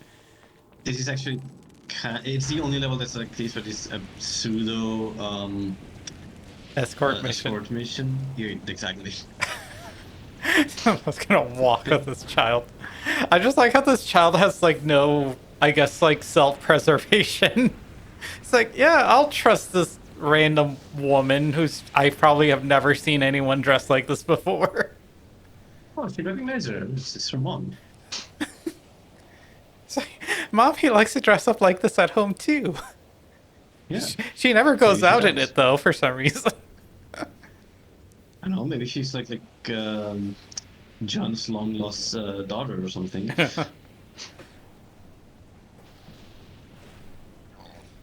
Let's see. I want to read that as the lasagna faith. The Laguna thing. The Laguna faith. It's for gooners. I hate that gooner has become a term. Like, I don't like that. Gooner? Gooner. Gooner? What the hell does that it's mean? Like, it's like edging. Oh. It's another term for edging, I believe. I have not heard of that. It's been rising in popularity. It's very disturbing. Gooner. Oh. I'm sure we'll all be using it at some point. Oh, I think he's goonering over there. Just gooning with the boys. In recent days, Big Grid has seen the rise of the Ithovel group, a conglomerate whose rapid development has changed the face of the city. Their man-made island off of the coast of Big Grid, Isla del Sol, is a clear example of their technological style. It is a modern metropolis home to many residents. However, their flight from the old city has led to the onshore historical district's rapid decline, a process that will likely end in the area becoming ruins free of inhabitants. I mean, I don't know. I guess that's bound to happen, especially if no one's keeping up with like the ruins, putting in modern inconvenience. Let's see, those who live on the Isla del Sol and those who have remained in the old city all worship the Laguna, gods who are the heart of their faith. In many ways, like sun worship, this faith has been at the people's core since ancient times and forms the very heart of their cultural development. It is said that the Hithovel group itself was developed in conjunction with the Laguna, and its CEO is held up as a paragon of Laguna worship, the living symbol of the people's faith. He is purported to be a descendant from the said to be annihilated Lumen sages, although I cannot confirm the veracity of this claim. At any rate, the devotion which people hold towards the Ithoval group is without question. Vigrid's appearance is not the only part of the city to have changed completely. The ancient faith in Laguna is now inexorably linked to the Ithophol group as it pushes forward to its modernizations. Thus, the city has lost its previous vestige to be replaced at an alarming speed, and with all the apparent consent of the Laguna worshipping Vigridians. Oh, so now there's like a secret war among the city. I don't think that really comes up at any point. Oh. So this part is kind of weird because you're in the real world and the enemies are in the spirit world, so you can't interact with them directly. You have to like use objects from the environment. Yeah, it's very short. It's like a really short segment, but it's kind of weird. Oh, and I'm actually having to guard her. I just realized that. She isn't just like following me and then I get attacked and have to fight them off, and if I die, oh no, she dies too. Actually, you can just run ahead from her a fair amount.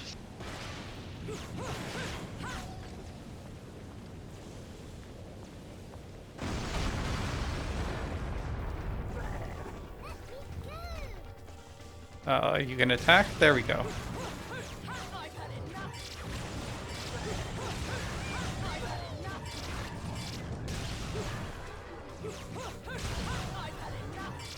Oh.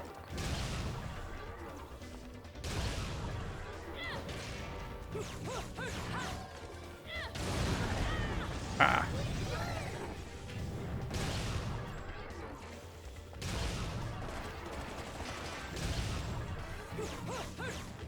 This is weird. Oh.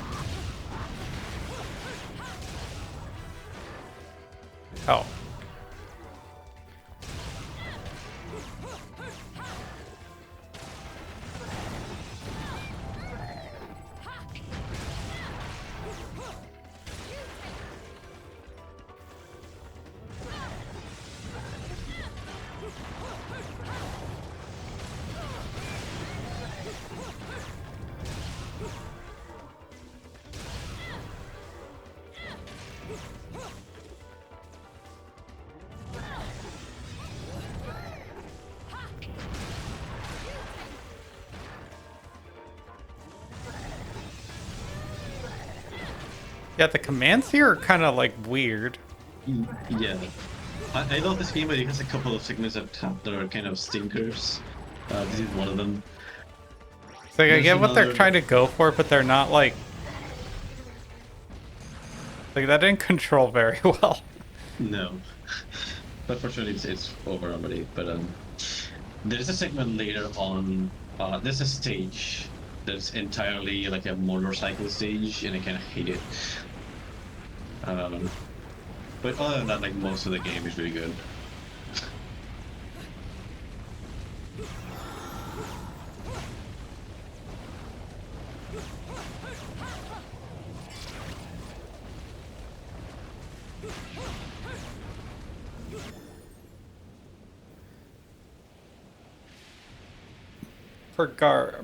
Purgatorio, the center of Trinity. Oh, no, wait.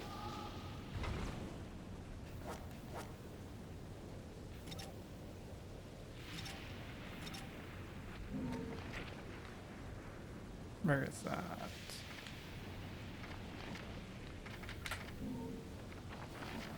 It's a purgatory. One of the unique aspects of the religion in this town is the people's belief that the world is actually made up of 3 unique realms layered on top of each other. Human world, Inferno, and Paradiso. the Trinity of realities. However, the wavelengths of the spirit energy in each of these realities is different, and the inhabitants of each are unable to interfere with the other's affairs, despite the fact that the worlds are layered.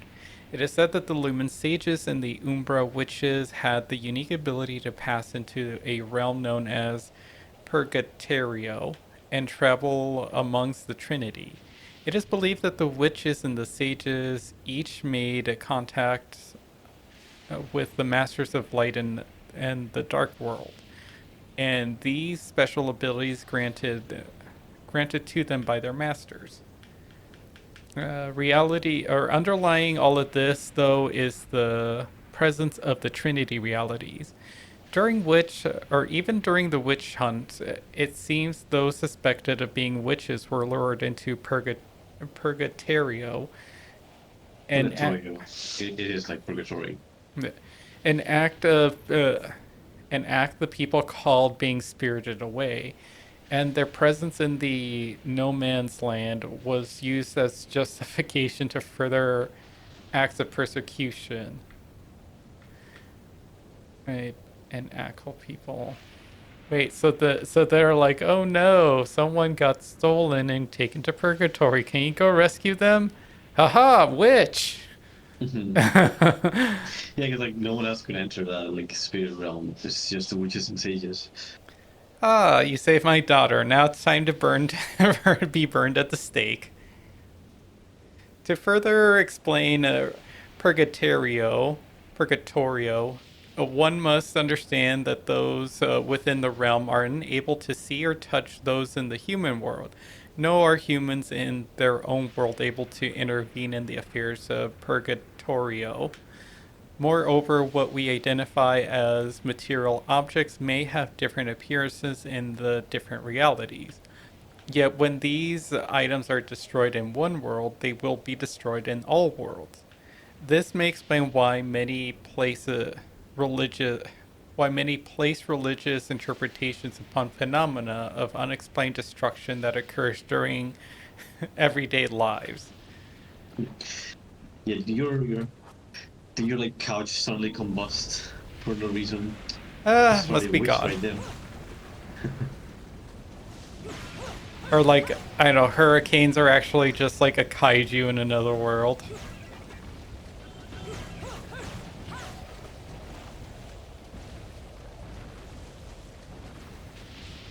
Alright, girl, time to go to the bar. Mommy needs a little pick me up.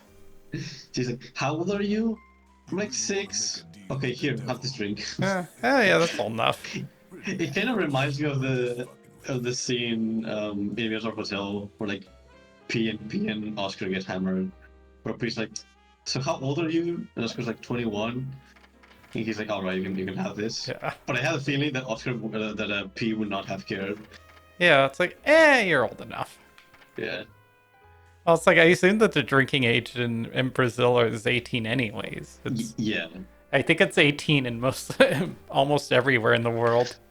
Yeah, here in Spain, it's also 18 for like, it's all together.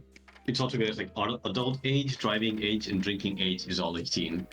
So it's a bit cleaner than the weird like layered so 16, 18, 21.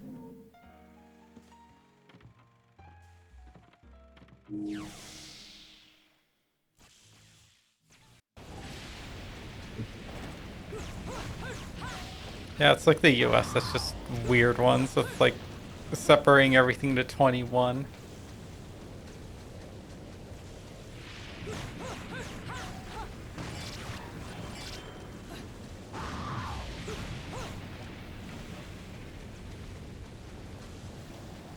Alright, honey, time to go into the weird portal. Yeah, like a scene as well.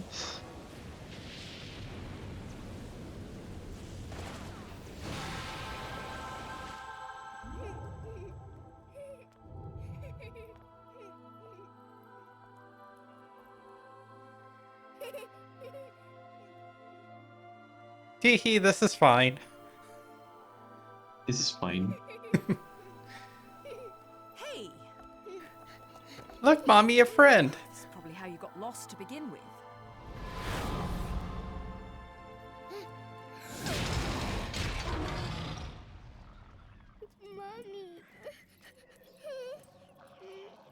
don't worry. It's always scary the first time you see them.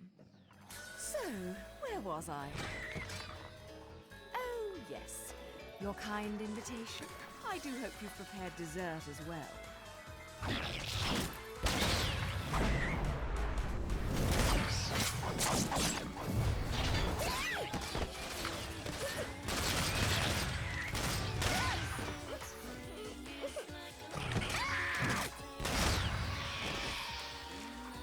Well, Congratulations, your there- channel is now deaf. Yeah, I was about to say, there goes her eardrums. Lovely tea party.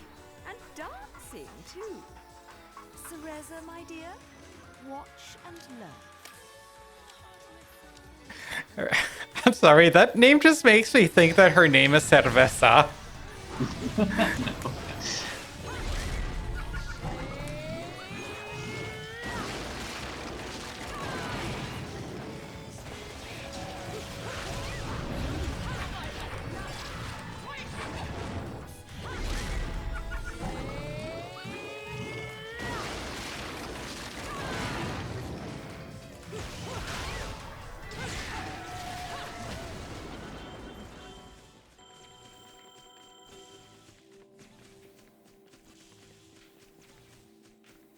For those curious, cereza means cherry in Spanish.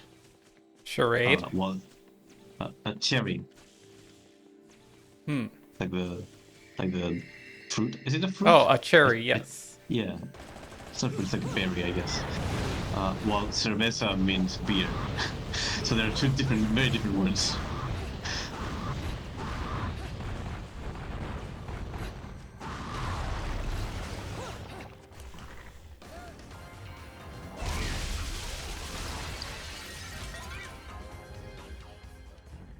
Now put her in your mouth. Oh, we don't talk about these scenes. Oh god, no.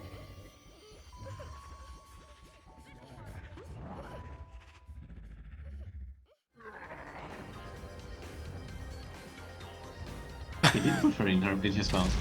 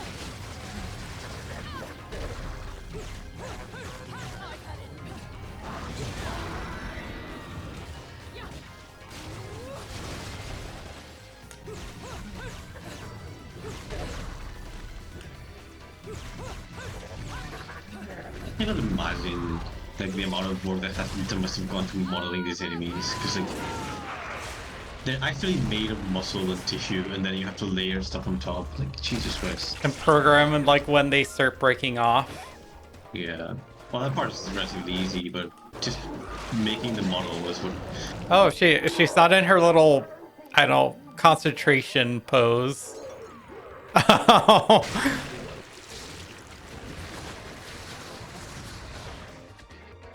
It's like, no, that's what I wanted to do to you. I wanted to bore you, not get bored.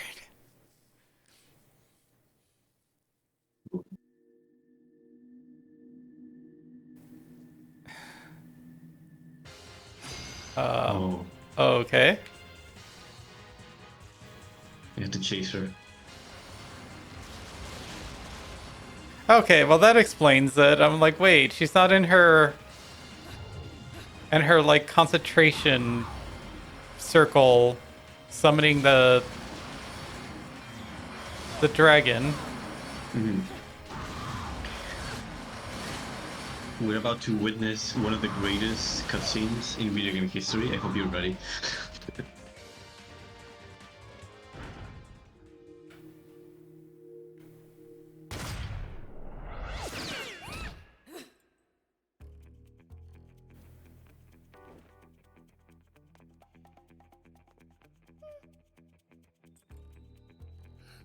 I think 2 cutscenes. I like how she was like, yeah, sure, that one's the real one.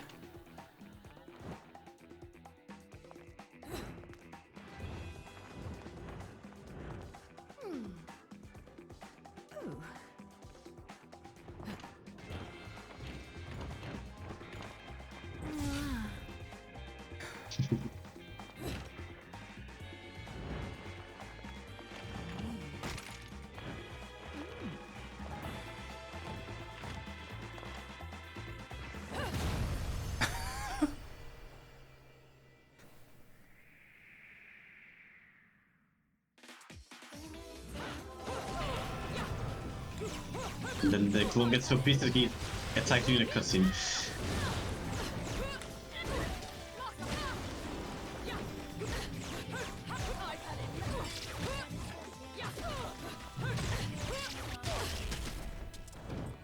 This one though. Oh god.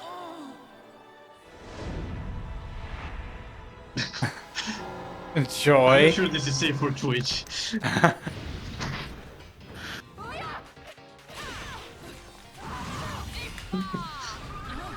Oh. Oh my, no. Of course it's the female coded character enemy. How is this only just a rated M game? What do you mean only? It was like the highest rating you have. It's like 18 plus. No, there's a rated AO for adults only.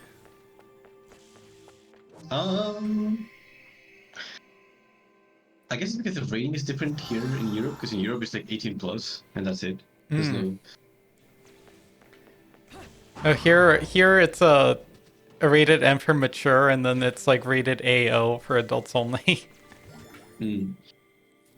Which usually like has sex in it. Yeah, well, this one is not explicitly. Well, I guess that's pretty sexual, I guess. Yeah, but it's like, holy shit, that was. So is it just because it's an angel and it technically has no genitalia, even though it's clearly a woman? Yeah, like adults only has to like specifically show genitalia, I think, like sex, or really like gratuitous violence. Yeah. Let's see, the angels. And even the gratuitous violence is typically like mature. It's not adults only, which is I always found very concerning. Like, why is sex for a like adults only? But like seeing people getting gored and like dismembered is like, oh, that's fine. That's just for teenagers, I guess. It's like, what? I think where have we lost our priorities? Yeah, I think like the game Manhunt is the only one I can think of off the top of my head that's like that got a rated AO rating for like violence. And even then, I'm sure now we could look back at it and it's like, yeah, that's pretty tamed. Yeah, it's like Mortal Kombat back in the day. I honestly find like even the modern ones from Mortal Kombat kind of excessive. I have never been able to. Like, I understand people who like those games, but if someone liked those games, I'd probably not be friends with them. To be honest. Well, yeah, actually, I think that didn't those like people from the studio complain about the having to like research and then animate like all the gore in it. Like it was actually very traumatizing. Yeah, that's why. Yeah, that's why I'm really concerned about that franchise in general. I feel like that franchise is not healthy for either the people who play them, and especially not for the people who make them. Like, if you enjoy them, I get it, fine, but like, you have to think in control. Like, there have been people who have to make this, and they have had to research this, and they have complained about the process. Like, do you really want to support a franchise like that? I don't think I would. No, I wouldn't either. And like, this is coming from like this game, like Bayonetta has a lot of gore, all things considered, but like, it's stylized almost in a way where like it's there, but like, it's kind of easy to miss. Like when you kill the angels, they do kind of explode into bits. Like you can see their anatomy underneath, but all of it's like fairly generic like model anatomy. Like if you've done like model studies and model figure drawing, you kind of know like the muscle groups and stuff like that. So you Yeah. you can extrapolate from that, right? But like apparently the stuff that the Mortal Kombat designers had to watch was like really specific, like Like very car explicit. accident shit and like Yeah, like viscera and shit. It's like, oh no, that's oof. no, I like as something having worked like moved here to my new job is oh, what should I call it? Necropsies. Mhm. Like I assist the doctor like documenting like necropsies and stuff, which is not something that we did before. Just like ooh, like it's great. It's very fascinating, but it is very gory. And that's like no, like I can't imagine having to like do that for. It's one thing when you're doing it for like educational purposes, especially when Yeah. like you're a doctor or you're a medical student, and even then like that can be still traumatic. But it's another to like research it just for like entertainment Yeah, uh, the to recreational research. purposes of Yeah. it is very disarray to me. Well, I don't even mean for like recreational purposes. They're meant to, they're like the reason why they're doing it isn't for their own entertainment. It's to Oh create yeah, entertainment, which is like yeah. that's just kind of like ugh. Very like I don't know what to call it, like morally dubious on like a company's part, like Hmm. as an employer. Especially like, yeah, what if your people don't want to do that? Like, what are you subjecting your people to? Because I think it's a pretty big company. So like the thing with bigger studios like that is that you might not like you think like, oh, if you don't want to do that, then just don't apply for the company. But the problem is that for big companies like that might have more than one project, you can apply to a company and then like years down the line, like say 5, 10 years later, you might just be assigned to a new project, and it just might so happen to be like, oh, this is gonna be Mortal Kombat. It's like, well, I'm fucked now. So either I accept this terms or I have to get fired. So like Or you're kind of in a really fucked up position there. It's like it's your livelihood dependent. and Which then honestly, at that point, I would probably like leave the company and find somewhere else with my resume, you know. But I get it. yeah, and don't like larger companies too might like outsource smaller work to like say like Mortal Kombat Yeah, might outsource some smaller work for to other studios to like smaller studios. It's like yeah, it's possible. I honestly, I don't want. I never really. I saw the articles back in the day when they came out about like the employees having nightmares about the project and stuff, like having all those documents to go through.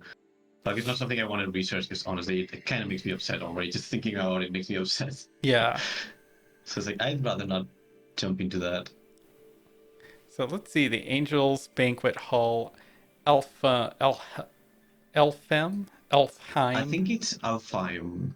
Yeah, I believe it's Elfheim Alfheim. Elfheim. Vidgrid has long held the notion that the world is comprised of a trinity of realities, Paradiso, Inferno, and the human world. However, since the era of the witch hunts, where the Umbra witches met total annihilation, Vingridians have held that Paradiso, the world of light, is the most perfect of these realms and have worshipped it as such. Yet, as normal human beings are unable to experience this heaven, Vigridian's feelings regarding Paradiso manifest themselves in various ways. Even the Porta de Paradiso, ruins of which remain to this day, were born of this faith and placement around the city as the act of Paradiso worship.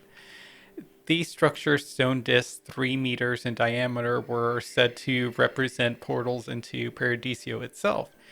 It was believed when the gods extended the people a helping hand, they would do so via the portals, guiding them to Paradiso, and then probably like subsequently Eden. Thus, the porta that were placed in spiritual, powerful locations. I have one more interesting aside within Paradiso. There are said to be secret rooms known as Elheim, where angels gather and hold their banquets, of probably humans. The Porta del Paradiso, created by man, are said to mimic the entrances of these to these Elheims. Legend Legend has it that if someone were to stumble across one of these portals while in Purgatorio, they may enter upon Elheim, or might enter an Elheim, upon which the angels would entertain the lost visitor and bless them justly. I mean, legends say, but it's not confirmed anywhere. So yeah, the Alfheim are like the challenges. You haven't seen them because I think they're not in easy mode, but they're like challenges that you do to like get bonus like health upgrades and stuff. And they're all in small pockets of Paradiso like this one. Oh yeah, the when I played on PS3, I did see those. Like the portals, okay. They're all little portals to Paradiso, and you fight the angels there. Yeah, they're like mini challenges. So the gates here, the portas, it's I believe it's in Italian. It's door in Italian. Because in Spanish it's porta, so it's pretty close. It's just the gates of paradise, but they're like mini portals, and I presume the idea is that they are man-made versions of those Alfheims. And when they say man-made, they mean by like lumen sages and number of witches, not just regular humans. It's like they'll be greeted justly. Source, my wishful thinking.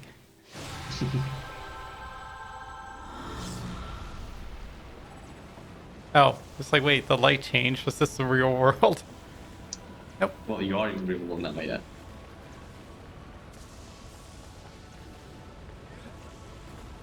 It's like, ooh, I feel something. Some there.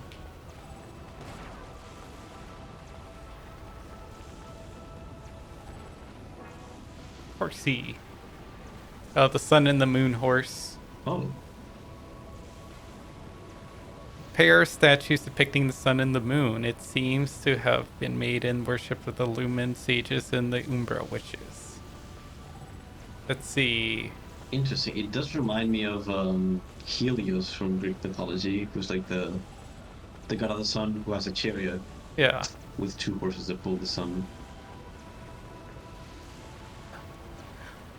Would have been funny if they made like the Helios one very obviously a male and this one very obviously female, or at least not given this one any obvious genitals. Well, she just walked 5 more feet and it's like there's the statue of the baby. You can actually see the PP. Yeah. Which is kind of weird, but they do play around with it for a cutscene. So he's got a funny, cute little halo. It shows how serious they take this religion around here.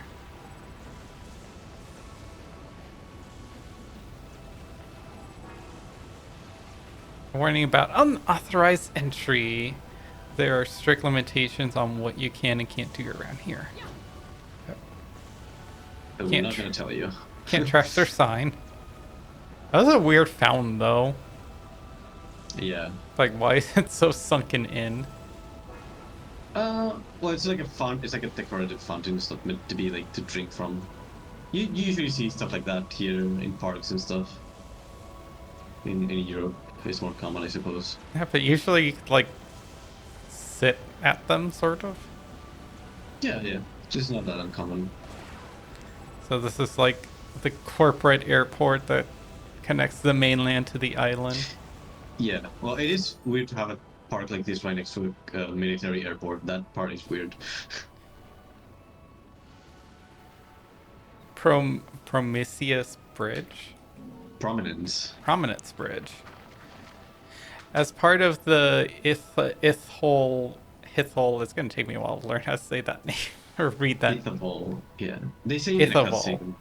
That's how I know to pronounce it. Otherwise, I don't know. Ithavoll Group's plans for the further development of Vigrid, the man-made island of Isla de Sol, a new urban center was constructed and outlined or outfitted with a new highway stretching a total of 41.295 kilometers, 26.18 miles. As expected, traveling this highway, which links the majority of the grid to the island, requires various checks, and its usefulness is limited to Vigridian authorities. Ithable Group, materials, transport, and select group of authorized personnel. The bridge connecting the island to the mainland is an enormous overseas suspension bridge. The structure supporting the bridge's wires are shaped like the bright solar flare that shoot out from the sun's surface, giving the crossing its name, Predominance Bridge. It is truly a symbol of the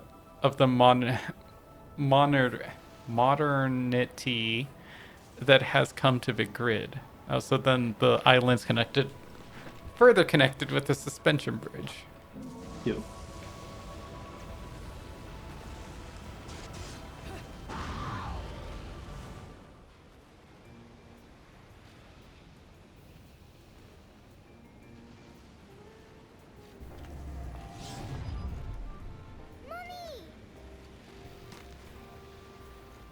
Mommy?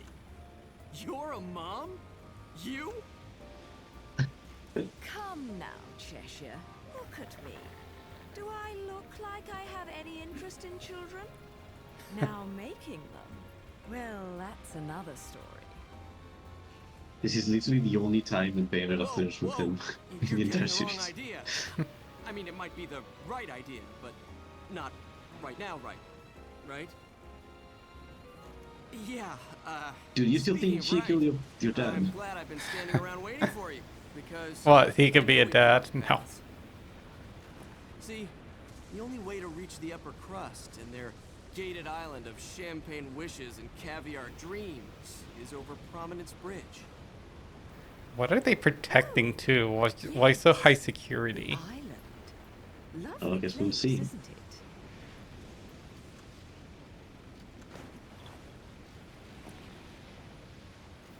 Oh, now what? Don't play games with me. You've worked your magic on this poor defenseless child, haven't you? You're a sad, sick woman. You know that? I was her age when you killed my father. Wait. No. You couldn't. Oh my god, you did, didn't you? You killed her parents! Actually, maybe. Come to think of it, she's better off with you. You two are more hassle than your This is a work. weird shot. You never see her like face front. Just keep a good eye on her, or you're going front to catch facing. hell for it. No good deed goes unpunished, and you never know when a Her monster hair's like may clipping into her skin. Yeah, that happens.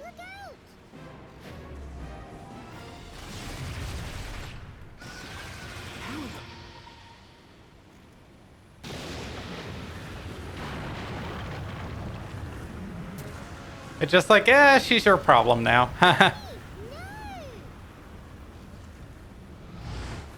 Wait, what? How can she see me?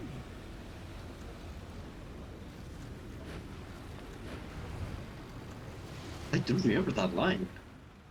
You know, just because I usually just skip the cutscenes nowadays, but I don't remember her saying the "How can she see me?"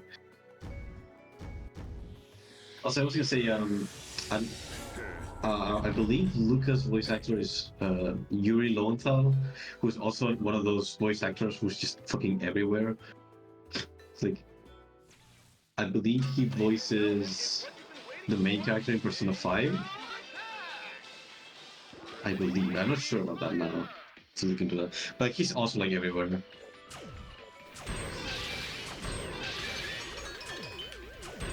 Let me see.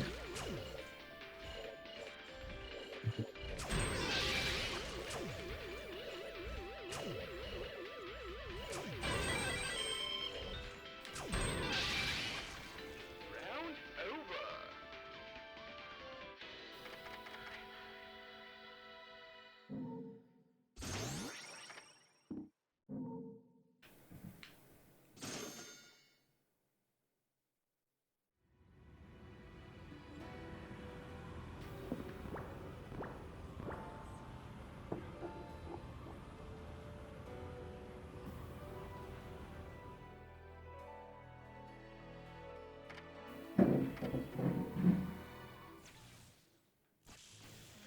Another LP? Working me to the bone. But no need to pity me. I was bored anyways. Let me go whip some things. That all work him to the bone, all right. He's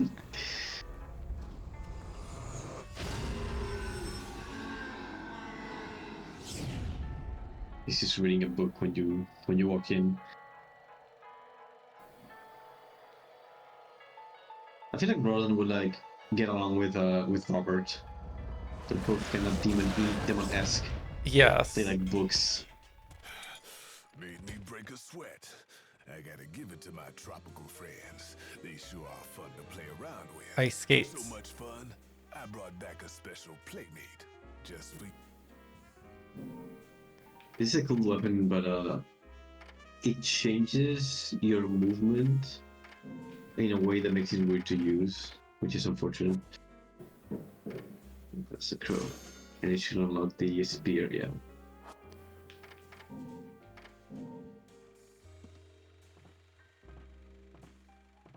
Like it's a cool weapon. Like it's essentially your feet version of the sword. But it changes your movement, like you're scaling instead of just running. So it changes your movement physics, and it's kind of tricky to play around with. And suddenly there's a tornado. Oh, is this the line? I believe this is the line, yeah.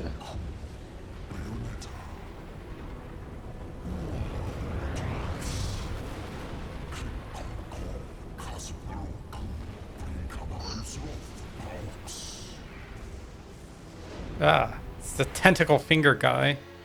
I don't like this guy. And somehow they get even worse. I feel like a fucking celebrity in this town.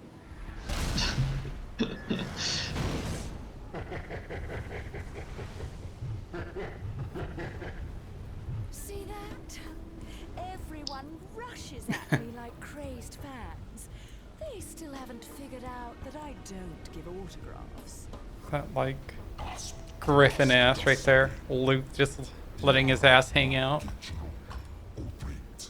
He's just chilling.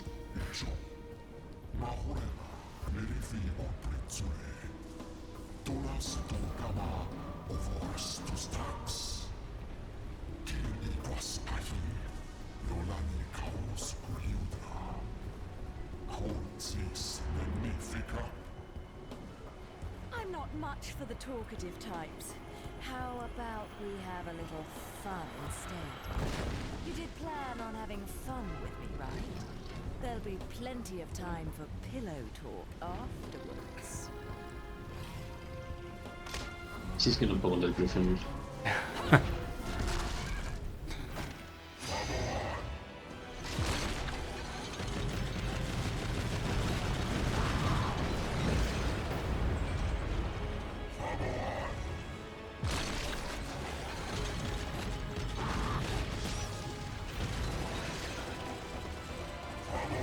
Am I supposed to shoot the little glowy bits? Oh, you can just attack it. Yeah. Because also during the boss fights, you're in like super powered mode, where all your attacks are wicked wheelies.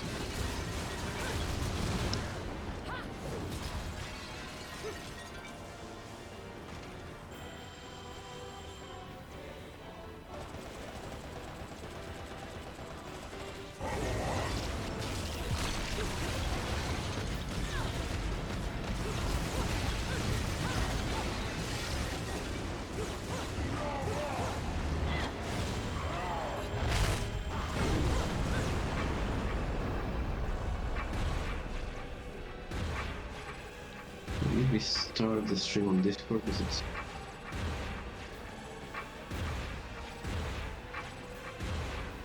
Can you hear me? Hey, I can hear you. Okay.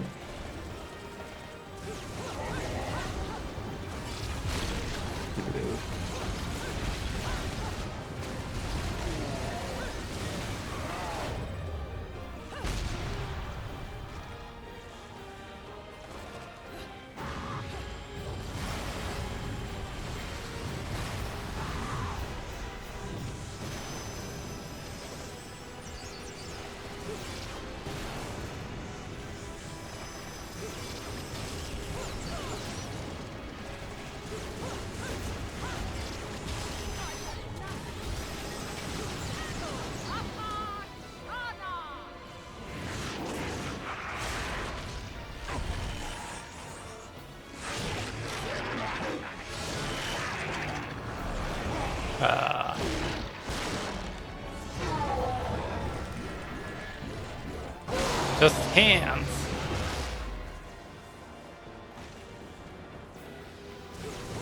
It's a lot less tentacles now.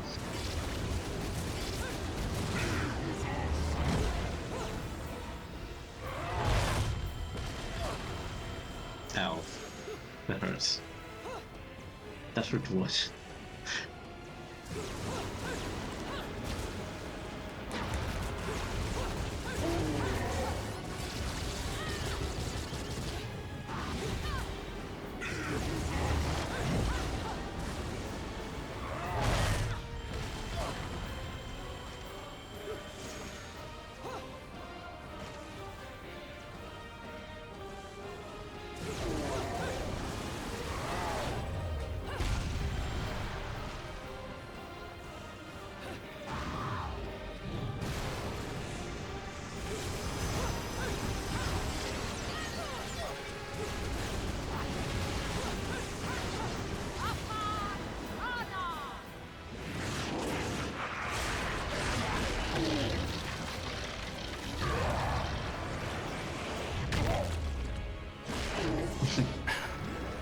The sounds he makes.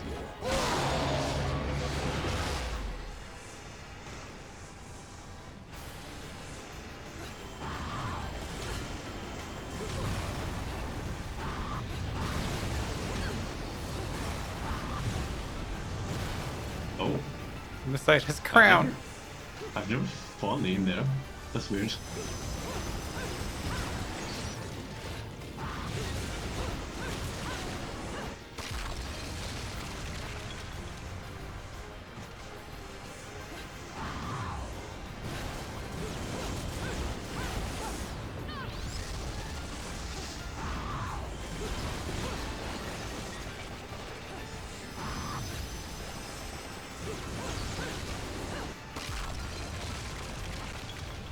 I figured these red spots were going to be his weak points at some point.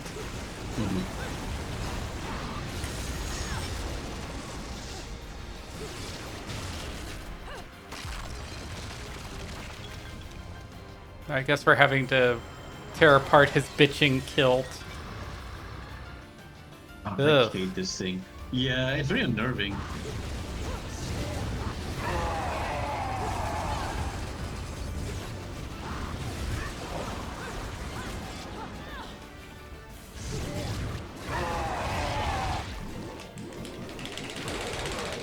My god, this looks like it'd be a pain if this wasn't on easy. He's actually relatively easy, you know, like it doesn't really change much. It's the exact same attacks. I suppose it's just like the damage scaling.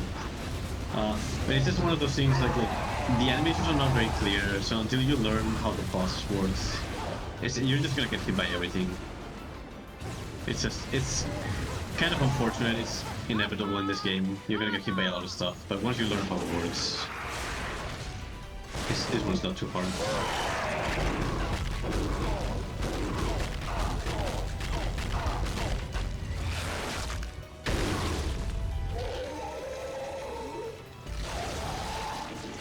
Ugh. Just pummeled his face into mush. Yeah, the guttural sounds.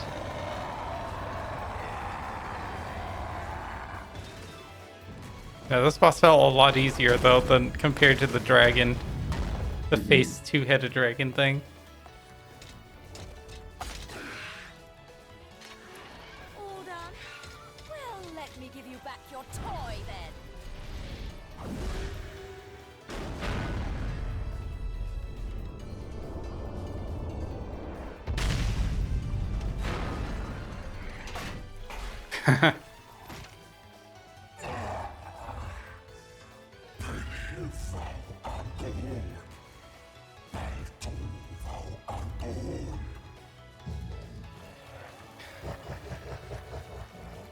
Oh no.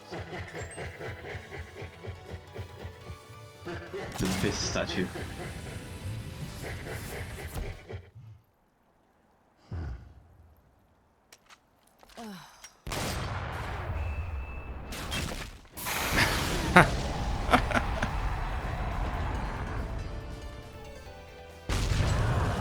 Yep.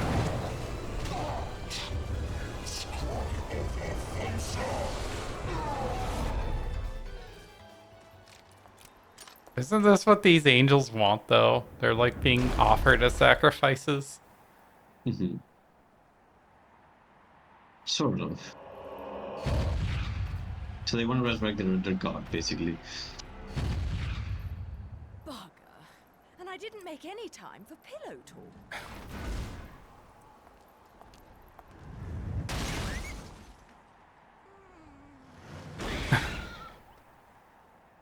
That feels mean.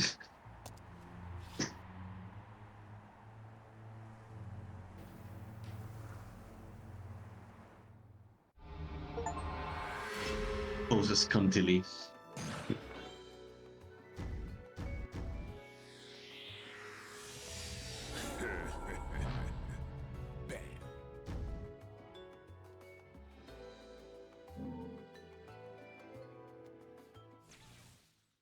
Ladies and gentlemen, it's what you've been waiting for. Angel attack! Ready, fire!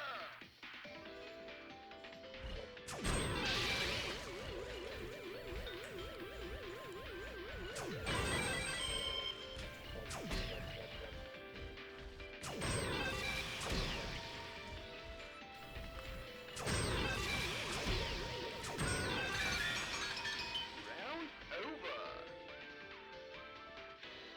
I think I can get the blue hearts in this one. Yeah.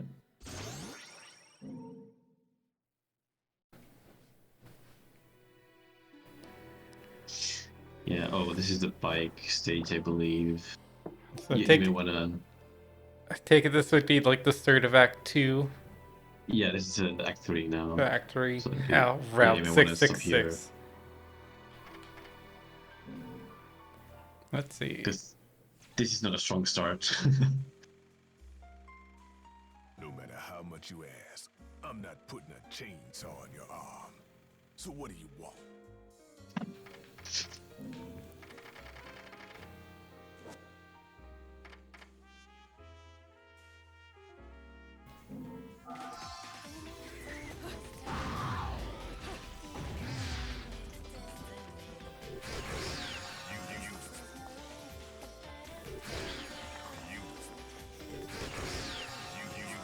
It's like a really long range teleport. Ah. You don't even have to be in the bird form, you can just do it from anywhere. Oh. Yeah, you can do it from the ground too. It's just like a teleport to your target, basically, if you're far away.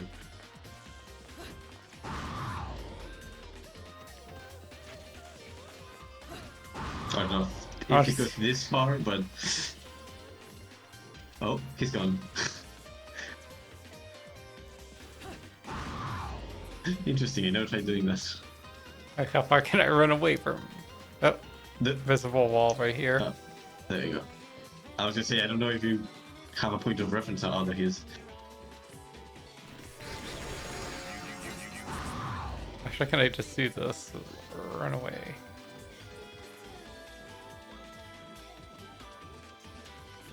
That's decent. Nope, no target. No, oh, yeah. You need to be able to target something. I'm pretty sure he's too far. The moment you can see the lips from the targeting, he should be close to range. Yeah.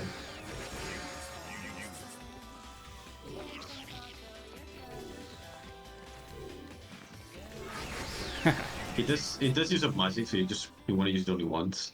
Like if you do it in succession in real game, because you probably have infinite magic in the training room, but in actual gameplay you're probably gonna run out of magic if you do that.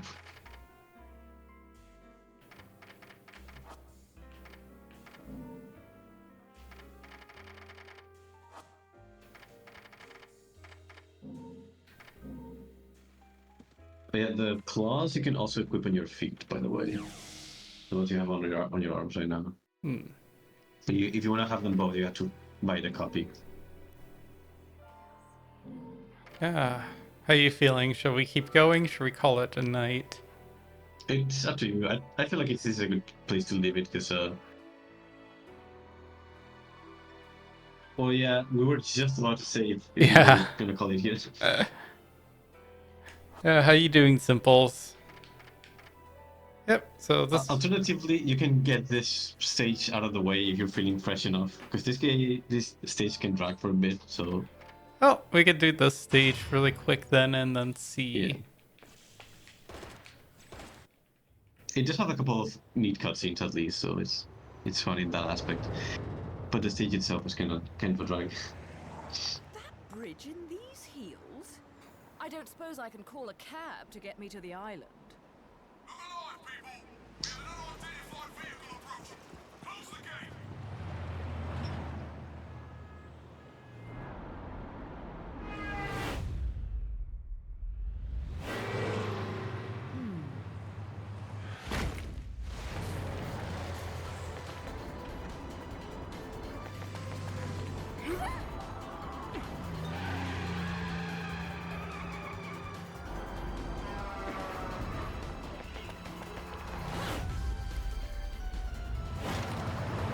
Like, what even is? I just posted this scene on like the Josh Discord. Yeah, I Like, saw if it. you've seen-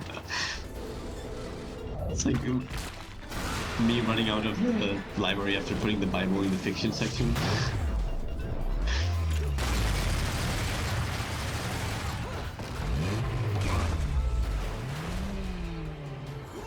Like in the shape of a heart. Of course. Oh, it's supposed to be a tank that they're driving in.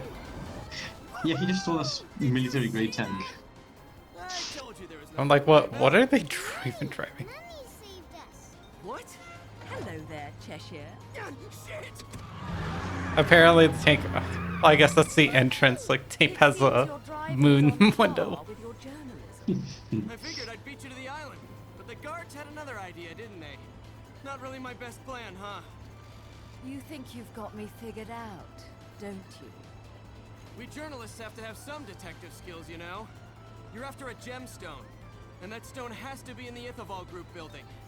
I'm headed there too. How odd. You seem to know where I'm going before I do.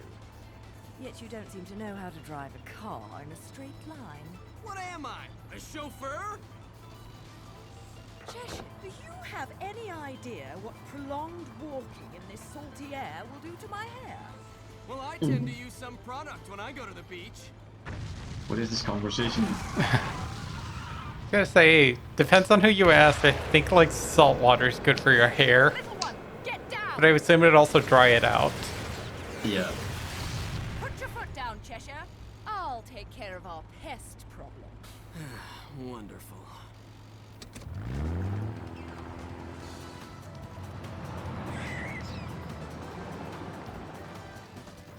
Yeah, just a problem, Simples. I'm not wanted on that island.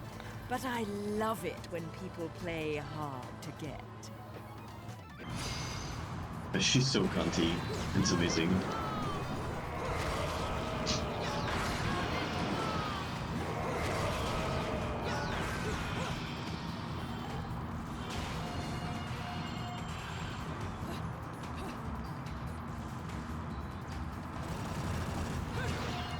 Oh, this is a perfect level for the teleport, actually. But you do need magic for it. Oh.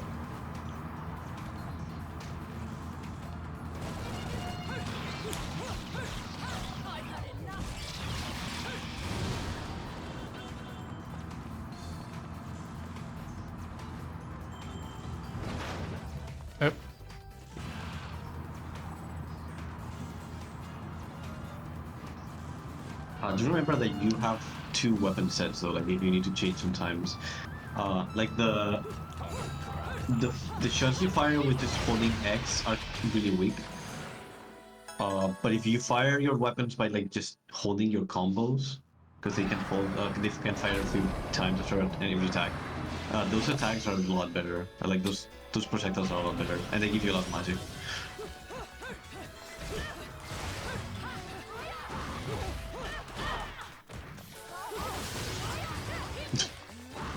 Just gets run over by a car. I like the idea of one of these angels dying just because they got run over by a car. Like that. Yeah.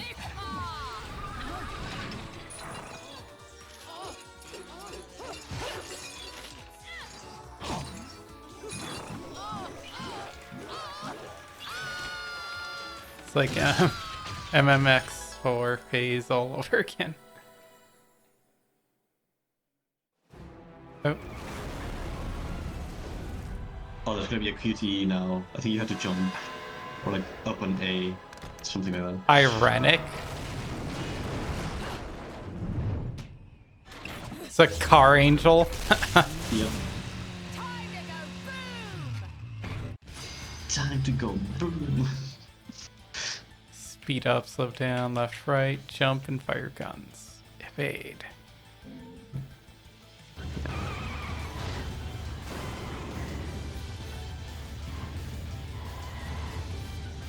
As much as I hate this stage, the intro to it is pretty fun. Like the finger gun, and the middle finger into the motorcycle, the keyhole. Yeah.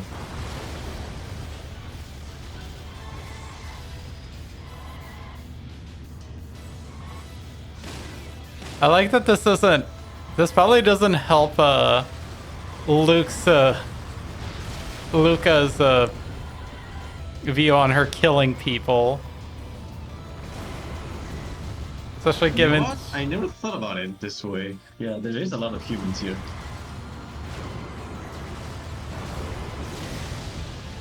Yeah, the music here is, I believe, both this stage and another one later on that's also kind of like a mini game. They use music from classic arcade games. I believe this one is After Burner.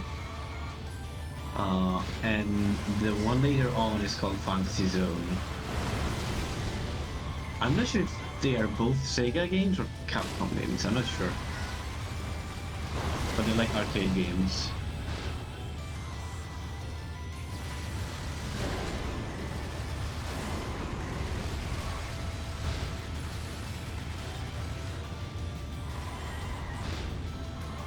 Yeah, they're both probably from Sega, because Bayonetta is technically a Sega franchise, a Sega IP. So...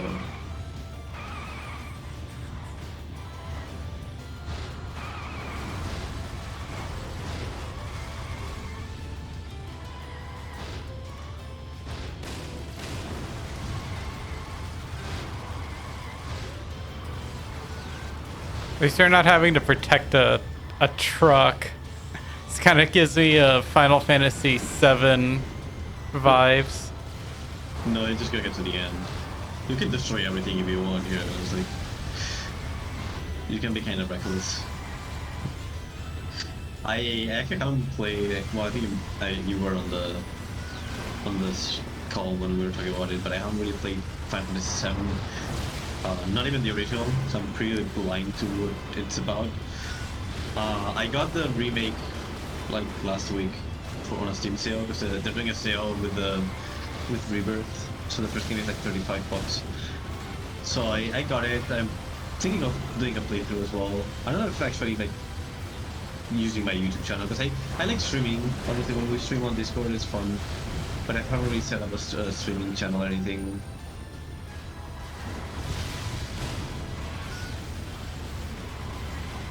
Yeah, that's the one disadvantage of like streaming on Discord. It's like it's fun and it's close knit, but like if anybody missed it, like well they missed it. There's no VOD or anything.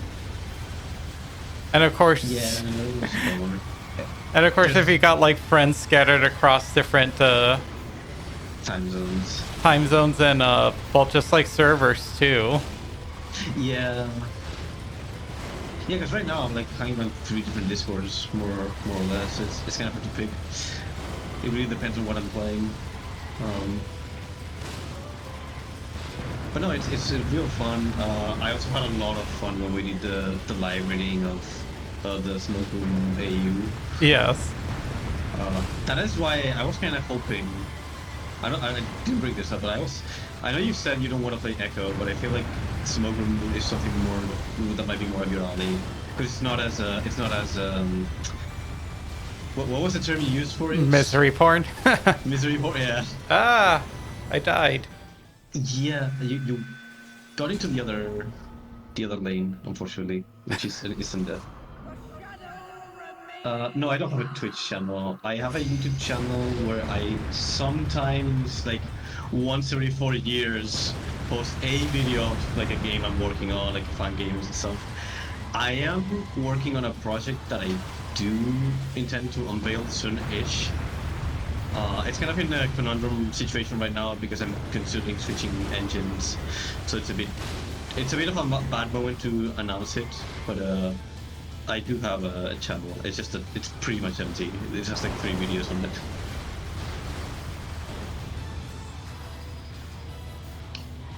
Yeah, I am a game developer, mostly programmer, but I do art sometimes. The project I'm working on, I do everything myself. I do the art, I do the character designs and the 3D models and everything. Except the music, because I have no music talent whatsoever, so I'll have to find a musician eventually. I have a couple scoured, but I haven't really contacted them in a long time. It's a project I started the project like almost 2 years ago now, but a year ago I started having like issues, like real life issues, and then I had to move, and it's been like the project has been like in a standstill for almost over a year now. But I am like restarting it, hopefully. But then like, I was using Unity, and if you've heard anything about Unity recently, that they're kind of self-destructing. So that is one of the reasons why the project is in a weird spot right now, because I'm considering switching engines to Unreal, but I know nothing about Unreal Engine, so it's going to be a weird transition. We'll see. Ooh, thank you. But I do have a day job as a developer, so if I work on this project, it's mostly on my off time if I can. I like Godot a lot, but for 3D, it's still not right in my opinion. I know there's people who are using it, but for me, there's still stuff that is missing. So I would never advise against using Godot because I do think the engine is fantastic to work with and it has a lot of potential, especially if you're working in 2D. Like Godot is fantastic. I don't use it as much for 2D because I use Game Maker and I'm very comfortable with Game Maker. So at this point, I don't want to learn another tool, but I've used it and I've learned it. It's just not my engine of choice. Holy crap. For fuck's sake, that's overdoing it! Right! Turn right! Get off the road!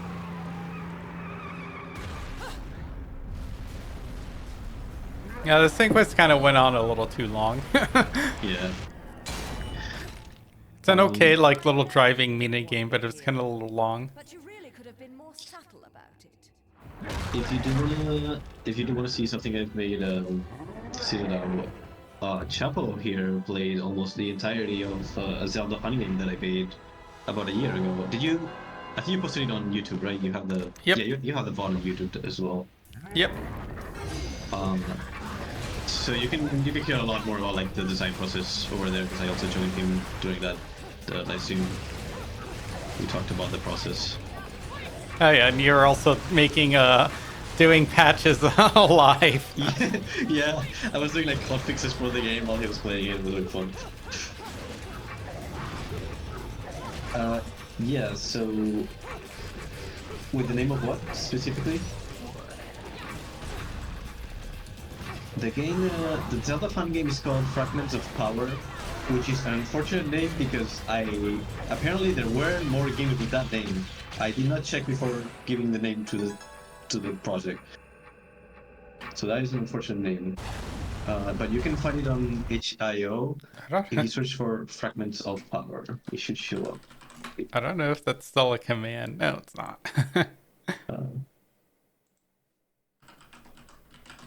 Yeah.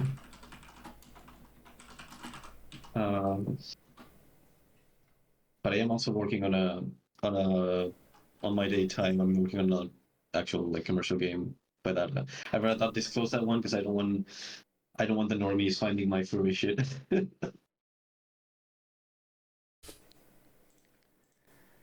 There you go. Thank you. Yeah, there we go. I do have some other. I think. Do I have it on itch.io? I haven't. I can't remember if I published them there. My other. Yeah, I have like a game jam game there. There's a couple more that I have on Ludum Dare, which is a game jam site. I did a couple of game jams there. Let's see. Ladies and gentlemen, it's what you've been waiting for. Angel Attack! Ready, fire!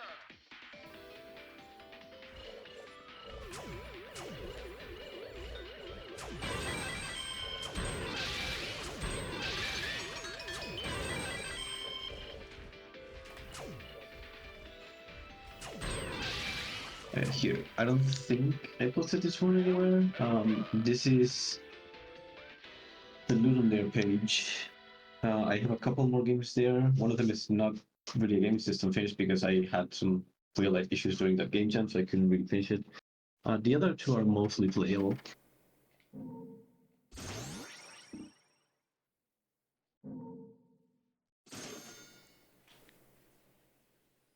Oh, the drone that didn't see it.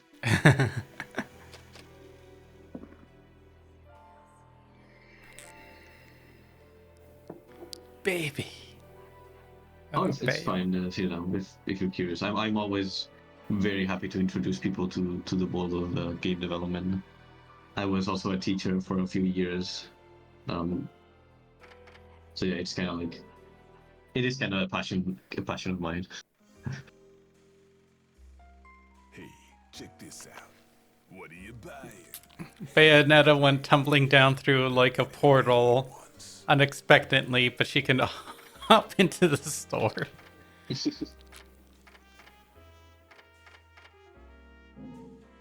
Well, you're already at chapter 15? Mm-hmm. That is... It's very funny you say that because that is actually how I met a lot of the furry VN circles. Because I played Minotaur Hotel and I fell in love with it. And I said, hey, it'd be really cool if there was a Spanish version of this. Because I know I have some friends in Spain who would probably love this game, but they probably don't have the level of English to play it. So I contacted Nanov, who's the artist for Minotaur Hotel. And I asked him, hey, is there like a Spanish translation project? If not, I would like to make one. Man, was that an undertaking. It took me like 3 weeks to get to chapter 3 with the free time I had back then. It's like, okay, I'm not, this is too much. I'm not gonna be able to finish this. But it did get me in contact with him and some of the developers for Minotaur Hotel, and that's just how it all got started. I got really hooked into furry VNs from that as well. And as a teaser, I will say that Minotaur Hotel greatly inspired the project that I mentioned that I'm working on. That I'm currently considering switching engines for. I've actually, one of the things I've been considering of doing in the YouTube channel is like an actual devlog for it, and like seeing if the process of porting it to Unreal Engine is relatively easy. Like see what that feels like for someone who's never touched Unreal, what it's like to switch from Unity to Unreal. I feel like that could be something that's interesting for some people. Yeah, it would be, especially considering that a lot of devs are like right now trying to change or figure out what to do if they don't want to keep using Unreal or not Unreal, Unity. Yeah, it really is unfortunate what they did. Like, I don't know what kind of. I mean, I was gonna say I don't know what kind of moron kind of destroys their own image like that. But then we also have Twitter where they're like self-destructing. It's like, why would you do that? I don't know, corporates, I guess. Yeah, I still like. So the thing about Unity compared to Godot and Unreal, the one main thing that made me want to stick with Unity over the others for the time being, is that if you're working in 3D, there's this very specific thing about 3D where like the coordinate systems are not really standardized. Like every program uses one, where like for people who don't know, like well, you have your coordinate system like your x and y and z axis. Usually in 3D, it's 3 dimensions, so every dimension has an axis. And typically you would have like a positive and negative value for those axes. Like, right, you would move positively with the numbers greater than 0 and negative with numbers lower than 0. But like in 3D programs, those alignments are not standard. So like, for example, in Unity, your positive x-axis is your right. Like you could think of it like as your right hand, and then your positive z-axis is your forward direction. But in Godot, for example, the negative axis is the forward direction, which always trips me up. And then in Unreal, I believe it's the negative y-axis is the forward direction, and then z is like height, which is typically the y for me. So it's very hard to like rewire your brain, in my opinion, to work that way. And that is one of the main reasons why I've had trouble with Godot in 3D, because I was trying to do systems where like characters would look into a certain direction, like they would look at nearby characters and stuff like that. And I tried implementing that and doing the vector math for that. It's not very It's not very complicated, but for some reason I just kept screwing up somewhere because I couldn't figure out the directions.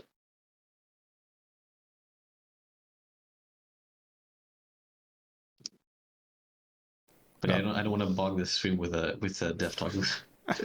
That's fine. I'm just kind of sad. It's like, oh yeah, like my chat box isn't working, so there's like the chat doesn't appear on screen.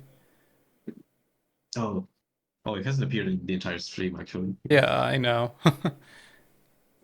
It's because I haven't found like a way to, like a different chat box that isn't trying to like ask for even more permissions than it had before.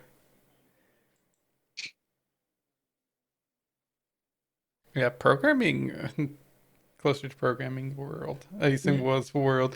Yeah, programming can be quite like quite a useful skill to use nowadays, especially considering just the number of programs that are used in our lives.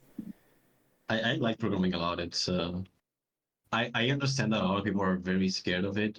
It's one of those things that has a decently high barrier of entry. Like it's very intimidating, but once it clicks, it's not as hard as people think. Like once you get the basic concepts, and once it clicks, it's not as hard as it seems. I'm also like thinking of doing programming stuff in the channel as well, but we'll see. Because Unreal Engine almost scraps programming by using a different visual language, and I'm curious about it, but we'll see if I commit to that. All right, you wanna stop here then? Yep, we shall call it a night tonight then. Yeah. I'm sure you also need to get sleep.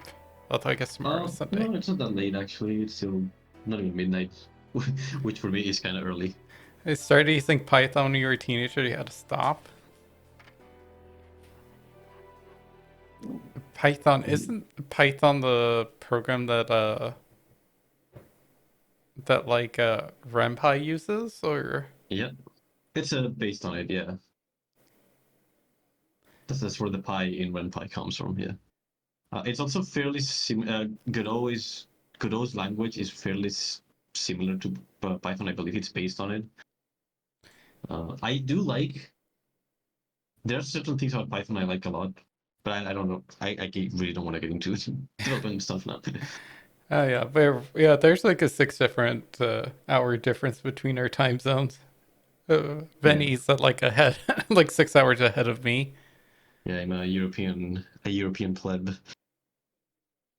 Well, all the Chad Americans are enjoying life. I am almost at my time for bed. It's really frustrating when you have a lot of American friends. But I just don't have a healthy sleep schedule. That's fine.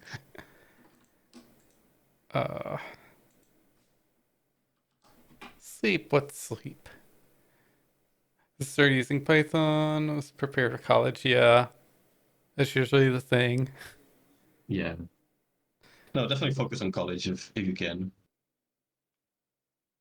You can do the game dev stuff on the side. Honestly, I would recommend, like, if you're interested in making game stuff, it's better you do it as a hobby for a while than focusing on it, because it's a lot of time. It's better to do it as a passion thing than as a job, because like man, the industry is not okay right now. Yeah, especially every time I keep hearing about like game layoffs and stuff, and just Mhm. oh, no problem, it's fine. We enjoy so what streaming is about, interacting with your audience. Mhm. Oh, all right. Well, we will call it here. So thank you everyone who joined in.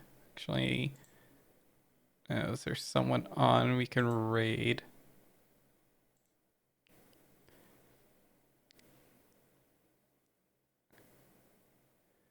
Oh, Monster Bait is on. I think we'll go ahead and raid Monster Monster, Bait. that kills me every time. I remember, I'm pretty sure when you finished playing the Zelda game, I think when we ended that stream, you also rated him, Yep. and that also killed me. It's like such a good name. All right. Thank you everyone who stopped by. Send Monster Bait some love. Thank you for watching. We will do this again. It's always fun, Venny, hanging out with you and Anytime. chatting gaming. And Bayonetta is actually quite a bit of fun. Except for this last level. This level was kind of, Yeah. I see why it's kind of okay. I, I'm glad we had a bit of idle conversation to take your mind off of it for a bit. Yep. Like that didn't actually seem that long because I was like talking about the game and stuff, so it kind of flew by actually. I played it good. Well, I am playing. I am playing on easy. So, Yeah. all right. Have a good night, everyone. Good night, Bye. guys.